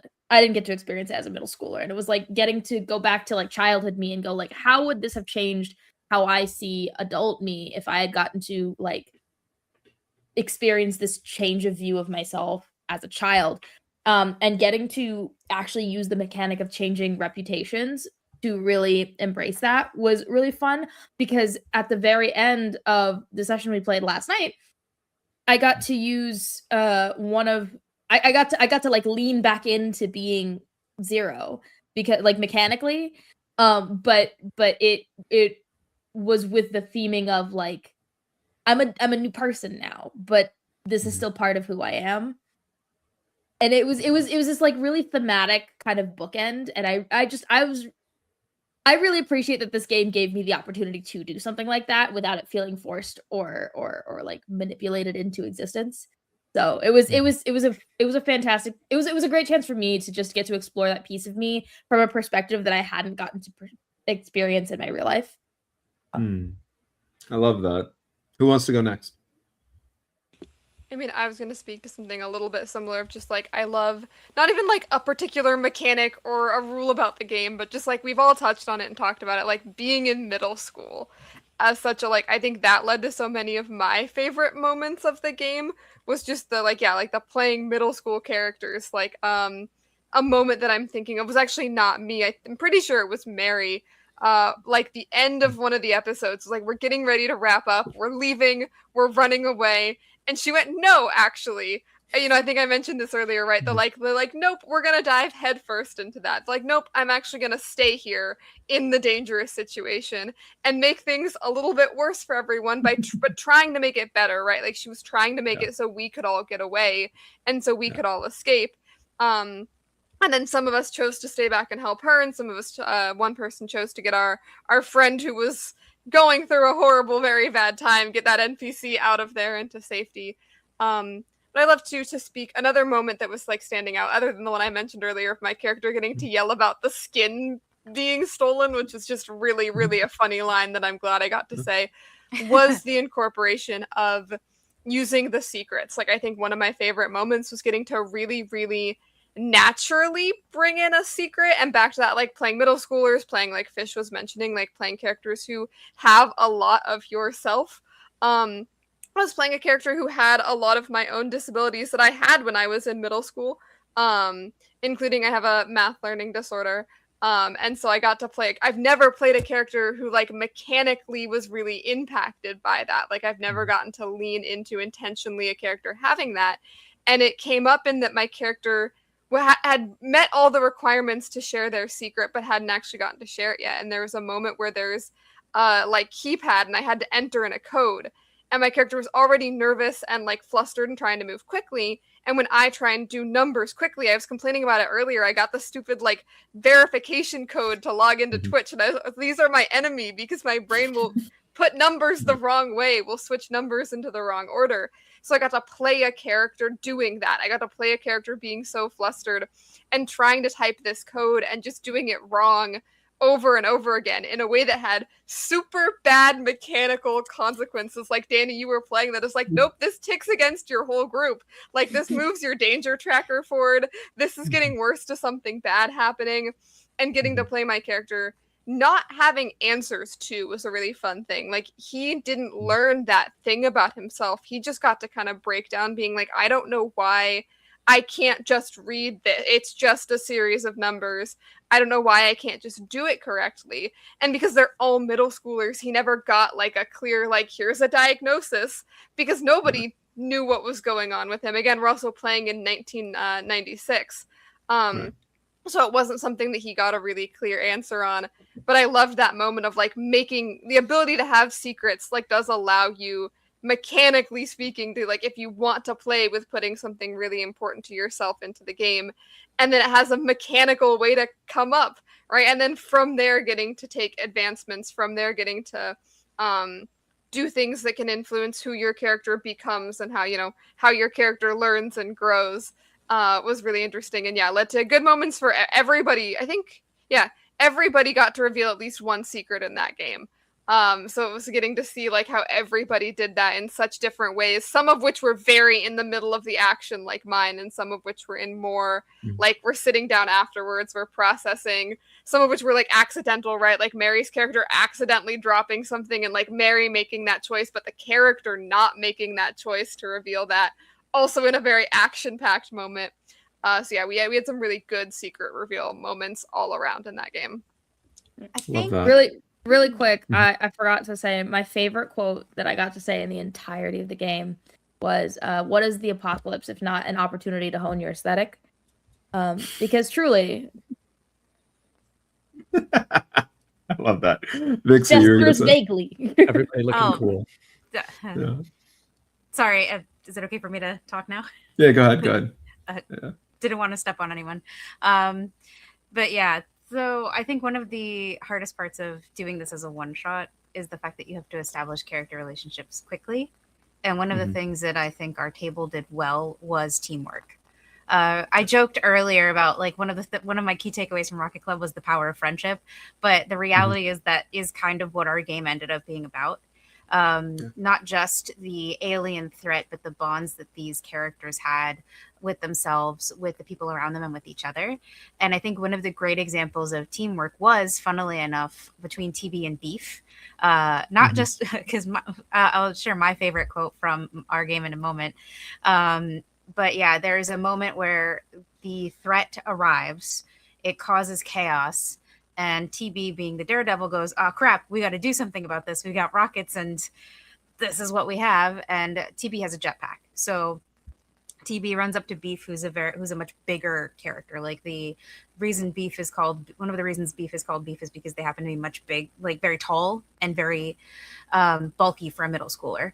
And she runs up to Beef and she's like, "Beef, give me a boost." And immediately, like, Ronan was like, "Yes," and we mechanically did that, where TB gets a boost and shoots off in their jetpack. The other thing too is how the characters, not just that being the example, how the characters were able to use their abilities to help each other together. Because again, Hazel May used the chemistry set, which was their rocket pack, to create this sort of not just a way to save TB from the fall, but also a way to entrap the alien as well. Because I think that they got a bonus where they could do like something extra with that particular move in that moment. But yeah, so that is something that I thought really stood out about the Neon Crossfire one shot, is how quickly you're able to build bonds. Brandy as well. Brandy was our royalty.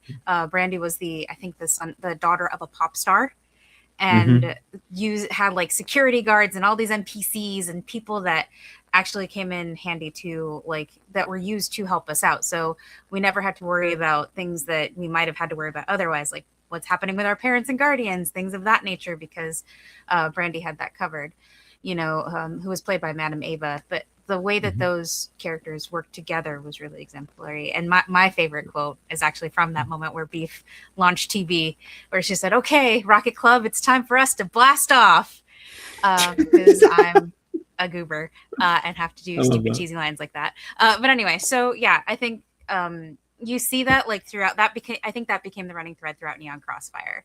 Even as these characters are all having these moments, you see that the very strong bond of friendship between all of them, and how they you can kind of see the backstory of why they are who they are and why they are the Rocket Club as well. I love that. I really want to highlight that Madame Ava fully played a character that was deeply Blue Ivy Carter coded, right? Yes, that was 100% what who she was playing. Assis and then M. I'll keep it very short and simple. The moment that there's that one point, I can't remember if this was in the last episode or the end of the penultimate one maybe, where basically we decide to go to the center of where all the fractals are happening, and the plant people also want to take us there. And then so the three of us are two of us are walking, and one of us is flying, and we're just leading this parade of plant people while Bad Bunny is blasting, and we're just confidently walking into the threat. That moment. And dancing. There was a dance. It was a dance scene. It was a full crowd flash mob dance scene with the plant people. Yeah, and that moment was just cinema. Yeah, it was so much fun. And then last but incredibly deeply not least, M. What are we doing? My favorite part? Favorite scene? Yeah, so it's something that's gonna live with you off of this project, right? Oh my gosh, so for much. A long time. Baby girl. It's baby girl. Sorry, everyone else. No, valid baby girl. Can I say what a gift it was to get to speak in exclusively Bad Bunny lyrics as that character? I had a compendium of Bad Bunny lyrics open at all times to be able to reference, to just perfectly snipe things in. It was and you did it so good. You did it so perfectly. But did anybody understand Spanish? I did. I know you did, but barely. I maybe know a couple words randomly for picking it up. I don't think Steve or I've got questions for later. I've got questions for off camera, because that's funny as hell. And especially if I remember correctly, on that rocket surgery roll, there was an extra, which is you achieve one small extra thing. And Steve was like, "How about it's sentient?" And I was like, that could be your small something extra. Absolutely. Honestly, on a power scale that we were on, it wasn't that big comparatively. Yeah. Steve's brain needs to be studied. He has the improv ideas this man gets during RP. It's incredible. Honestly, I could not. I'm going to embarrass you, Steve, even though you're not on camera with us. Anybody who gets a chance to play with Steve should play with Steve. It's a brilliant experience. All right, we are at time. Everybody just slightly over, and I want to give everybody time for outro. So this is what we're going to do. I'm inviting all of you here on the panel and all of you watching the panel to share with us questions that you have for me and for M. because Em and I already have on the books scheduled a one-on-one interview to more in-depth discuss the elements we weren't able to get into today for this entire collaboration and for the open playtesting period. So if you have any questions for Em that are specific to, hey, what has it been like open playtesting this? What has it been like putting this together for publication with an incredibly amazing, influential publishing house, right? Give those to us, drop them in the Discord, send them to us however you'd like, messenger, pigeon, whatever you could do, just make sure I get it, right? And same thing for me, and I extend this again to all of you here at the table. If you have any questions for me about any of the shows that we did together or any of the other shows or about this overall project, I'm happy to answer all of them, either in that interview with Em or in a separate video that I can put out. Thank you all for being here. I really appreciate your time. I want everybody to find every wonderful thing that all of you do. So I would like for you to plug that now. And I'm going to start with Em. Hey, I'm Em. It's been great being here and talking with all of you wonderful people, and loved all of your streams. You can find me again, M Hubbard on Blue Sky. It's probably the best place. The only thing I have coming up is I'm running a game with Nerds with Dice on June 6th. It's going to be Monster Hearts meets Scooby-Doo. I love that. Well, and hopefully the thing that we're going to be doing on the 13th as well over at Logomancy Media. Fish. Hello, I'm Fish. I go by they, them pronouns. I'm all over the interwebs as Fish Finley. I sing, I draw, I play games. It's a very fun time. My commissions are open, so if you want to, commission me to do your art, commission the fish, as they say on the Streaming Rainbow. I do pretty good art, I think. I'm also, the joke is, I'm everywhere except my own channel. This is the first time in 2 years that I have streamed to my own channel. I'm literally everywhere else. So check out my card to see all of the things that I'm up to, because it's a lot of things and they're mostly Danny's fault. Aside from that, I've got a big announcement coming in at the end of July. So stay tuned, keep track of what I'm up to, because it's gonna be a big announcement, and I can't say much more than that. So woo. Awesome. I love that. Next up is Assis. Hello, my name is Assis. You can find me everywhere on the internet at Lesbianing. That is yearning with a lesb in front of it. I'm doing a bunch of stuff. Like I think my next couple of months are just filled with a lot of streams. I've also recently started my own YouTube channel, and I'm like putting stuff up there. But most of the stuff I do is on Pants's Tables, and you can find Pants's Tables pretty much everywhere at Pants's Tables or like pantsstables.tv. And we are currently in the middle of a 2-month long, but we do a Pride thing every year called Pants's Pride. And this year it's kind of just going 2 months long. Like in the middle of all our shows, we occasionally have incentives. We're running, we're currently taking donations for the Trevor Project, as well as like 5 queer individuals from India, because we just really wanted to focus on giving back to specifically our community back in like India, because we are a mostly India-based server focusing on having a lot of like Asian and South Asian specifically talent on our things. So yeah, just check us out everywhere, Pants's Tables. We have a lot of stuff coming up right now, a lot of stuff coming up in the future. And I'm in about 37% of all that stuff. So. And merch. There is merch as well. And merch. Our international merch is launching June 1st. June 1st. Our international merch is launching June 1st, which is like a week from now. Holy shit. Yeah, we have like dice and mugs and t-shirts and all that kind of stuff. You want dice with little pants and stuff on them? That's awesome. Next up is Vixie. It's me. Hey, everybody. My name is Vixie Bell, and I've been your friendly neighborhood panelist here on Streaming Rainbow. Thank you for having me, and all the other channels, because I forgot we're streaming simulcasting across all of our channels, including ours. But yeah, fun story. I've been waiting for Pants's Tables merch forever, so I'm ready. I'm waiting for those things to go live, so I can get my Pants's Tables shirt. So anyway. You can find me everywhere on the internet, either at Vixie Bell or over at the Pocket Dragon Pub, where I sometimes run, play, and produce games. And I am everyone here is busy. I am also very busy, both on screen and off screen. We are getting ready for Pride Month. We have 14 separate games running for Pride Month, some of which are 2-shots and 4-shot campaigns. It is going to be a charity run. I have not selected the charity yet because I am buried with a million other things. So you'll have to forgive me on that. But it will be supporting charity. In May, I have this. We ran some games on the 20th and the 21st. Darkness Ascendant, which is another new game by our own graphical Ronin, who does all of our overlays and has been in quite a few games at the pub. And we also ran Vasen with Mary, who is an incredible Vasen GM. I love playing Vasen with Mary. That's over on our YouTube, where we keep our repository of things. You can also find our game of Rocket Club on there as well as our Rocket Club talkback for Neon Crossfire, where the whole cast gets to talk about that. And last but not least, we are going to have a very strong presence at Gen Con, and several people at this table are going to be in games there because everything got approved at the last possible minute, which doesn't stress me out at all. Nope. I'm fine. Nothing's on fire. That's Gen Con for you.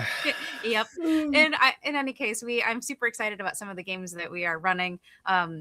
I'm not in anything like super locked down or specific, because most of these games exist in some way. The Secret Ways of Love and Magic, which is our Good Society campaign.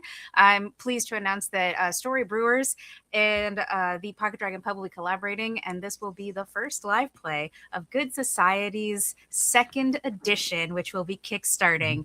And we have the great pleasure of playing this game on the Union Hall stage, which is going to be a great time because Danny and I will have to go from modern day Miami to the 1800s, Regency era, or 1900s, in like whatever. half an hour, Vixie. Yeah, it's also, fine. we're going to be running across Gen Con. It's going to be amazing. It's going to be such a good time.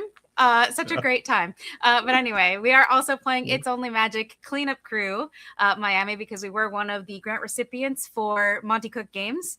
And I got to run a game of It's Only Magic that was set in Miami. This game will be the sequel, where we take a lot of the villains from the original game and basically put them in a Suicide Squad situation because they have to clean up the mess they made. Yeah. And last but not least, Eli's in this game. I'm very excited for this. We're going to be playing Oh My Chorus, a musical D&D adventure where all of the players are bards.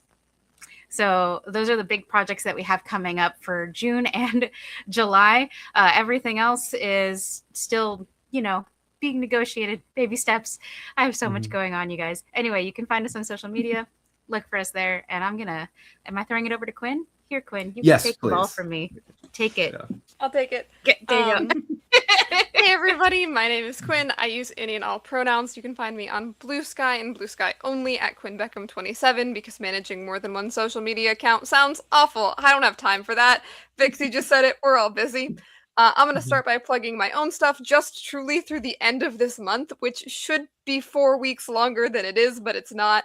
So through the end of this month, not a lot of other things going on, except for the odds of anyone listening to this actually being here is so slim. But literally tomorrow morning, I'm getting on a plane and I'm flying to LA to go to Darkness Emergent, which is the VTM LARP that's there, which was a decision that wasn't made this week and that I definitely thought ahead about.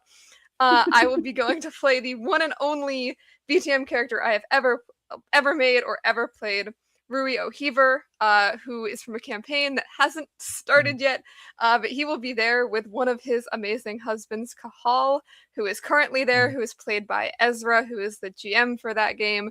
So that's a very exciting thing. I've never done a LARP before. Ezra's never done a LARP before. It's going to be fine. This was a fine and normal decision that was made at normal hours of the day and not very late at night. So I am super excited about that. Very excited to be there. Very excited for that campaign to also kick off once I think some of the Pride busyness and things are done. And then Tuesday, this upcoming Tuesday, immediately after being back from being there on Sunday and Monday, I will be in a For the Queen game over on For the Cause. They are a entirely like charity based gaming channel that runs different For the Queen games every month. So we are doing For the Wrestling Queen, which is great because most of us don't know anything about wrestling. It's going to be so fun, again, based on just all of the very factual information I'm sure we're going to share for that. So I'm really excited. I am playing a character who is just, to keep my knowledge, brand new to wrestling, kind of just there to meet hot women. She's going to do great. In other news away from myself, I am a staff member over on Nerds with Dice, and I am our charity game coordinator lead. So we have a lot going on as well. We are kicking off our charity event in June. Similar to Pantsless Tables, we're also doing it for 2 months. So we will be doing June and July, because trying to fit everything into 1 month is how you don't sleep.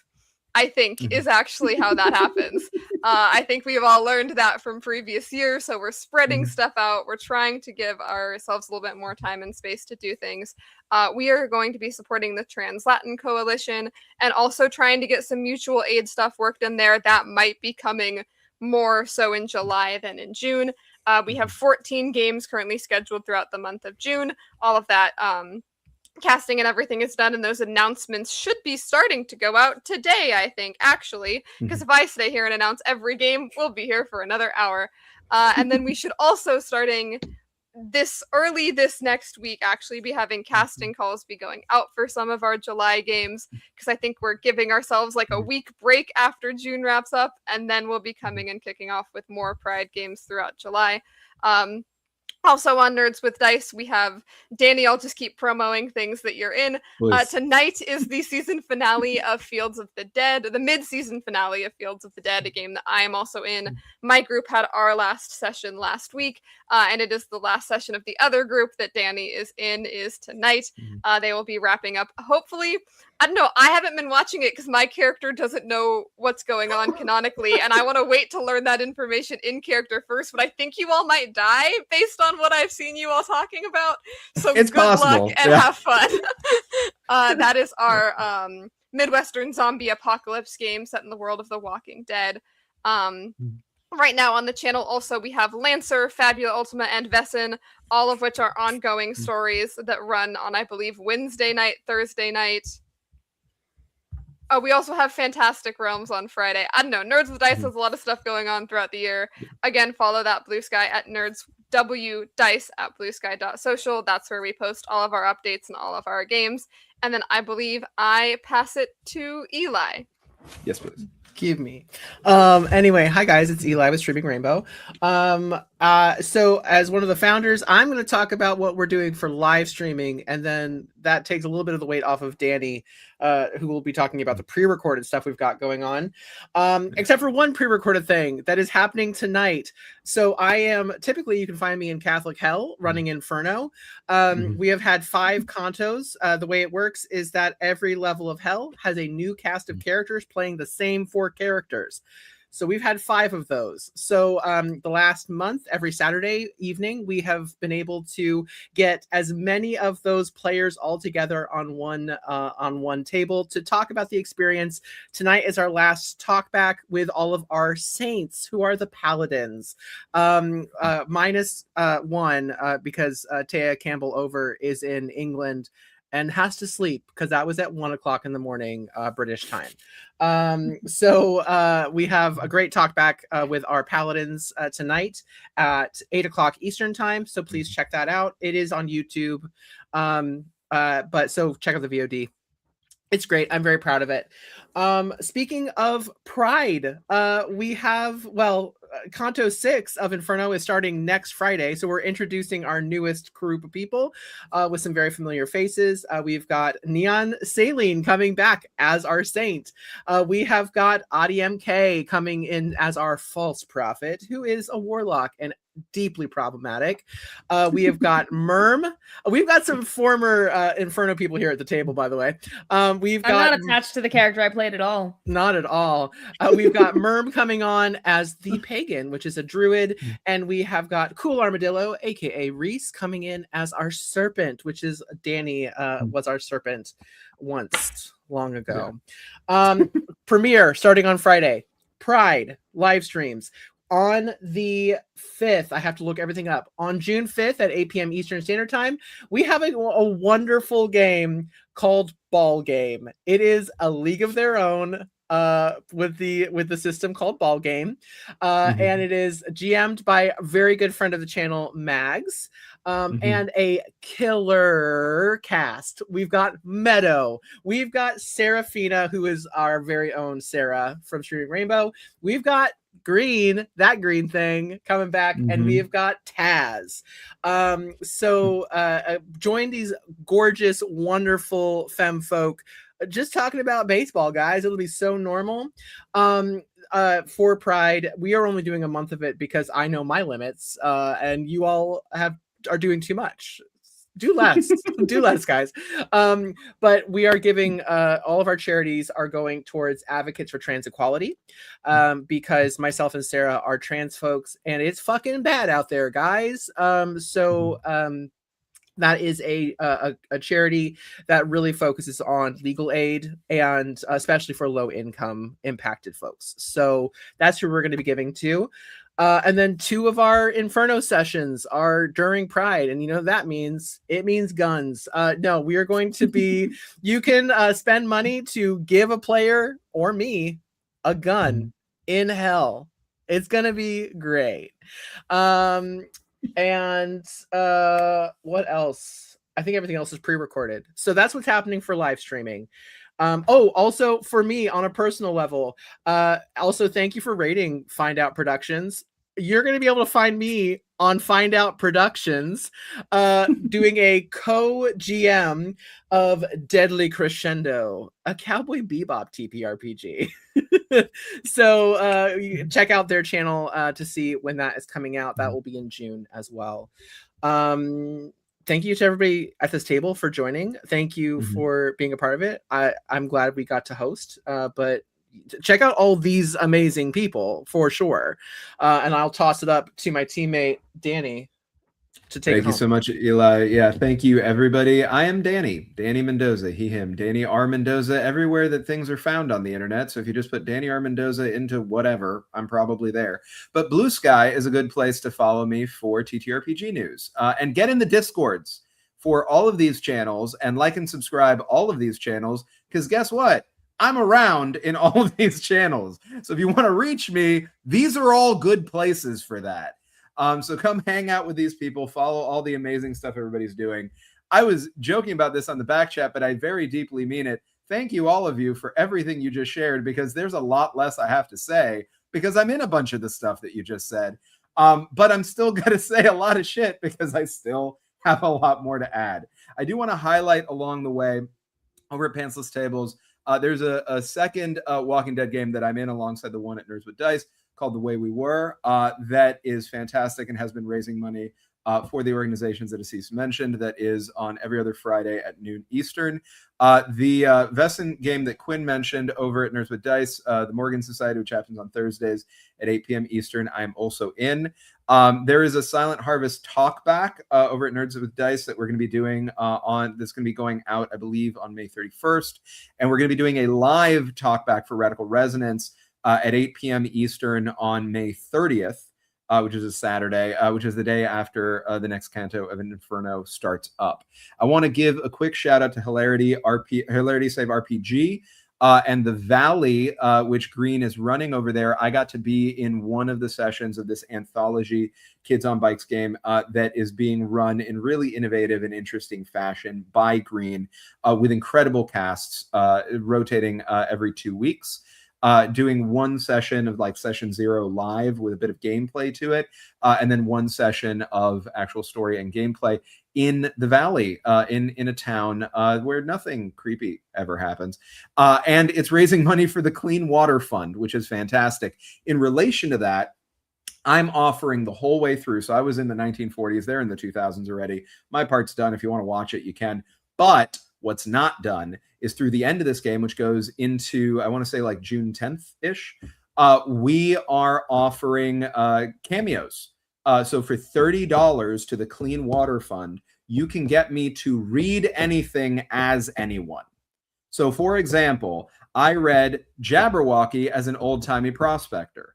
And then I read the Gollum and Smeagol dialogue in the Two Towers, Lord of the Rings Two Towers, as like doing those voices for somebody else. So if you want to give money to the Clean Water Fund and get me to do whatever you want, do it. Just know that people are going to know you're the one who told me to do it. So if you can live with it, I can live with it.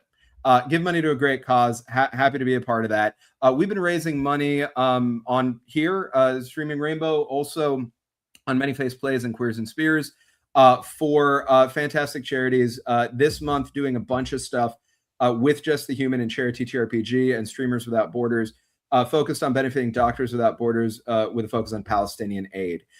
Vixie did some of that too with the 24-hour streamathon that we just did earlier this week. All those Tiltifies are open. You can continue to donate. Check out those games. They're up on VODs.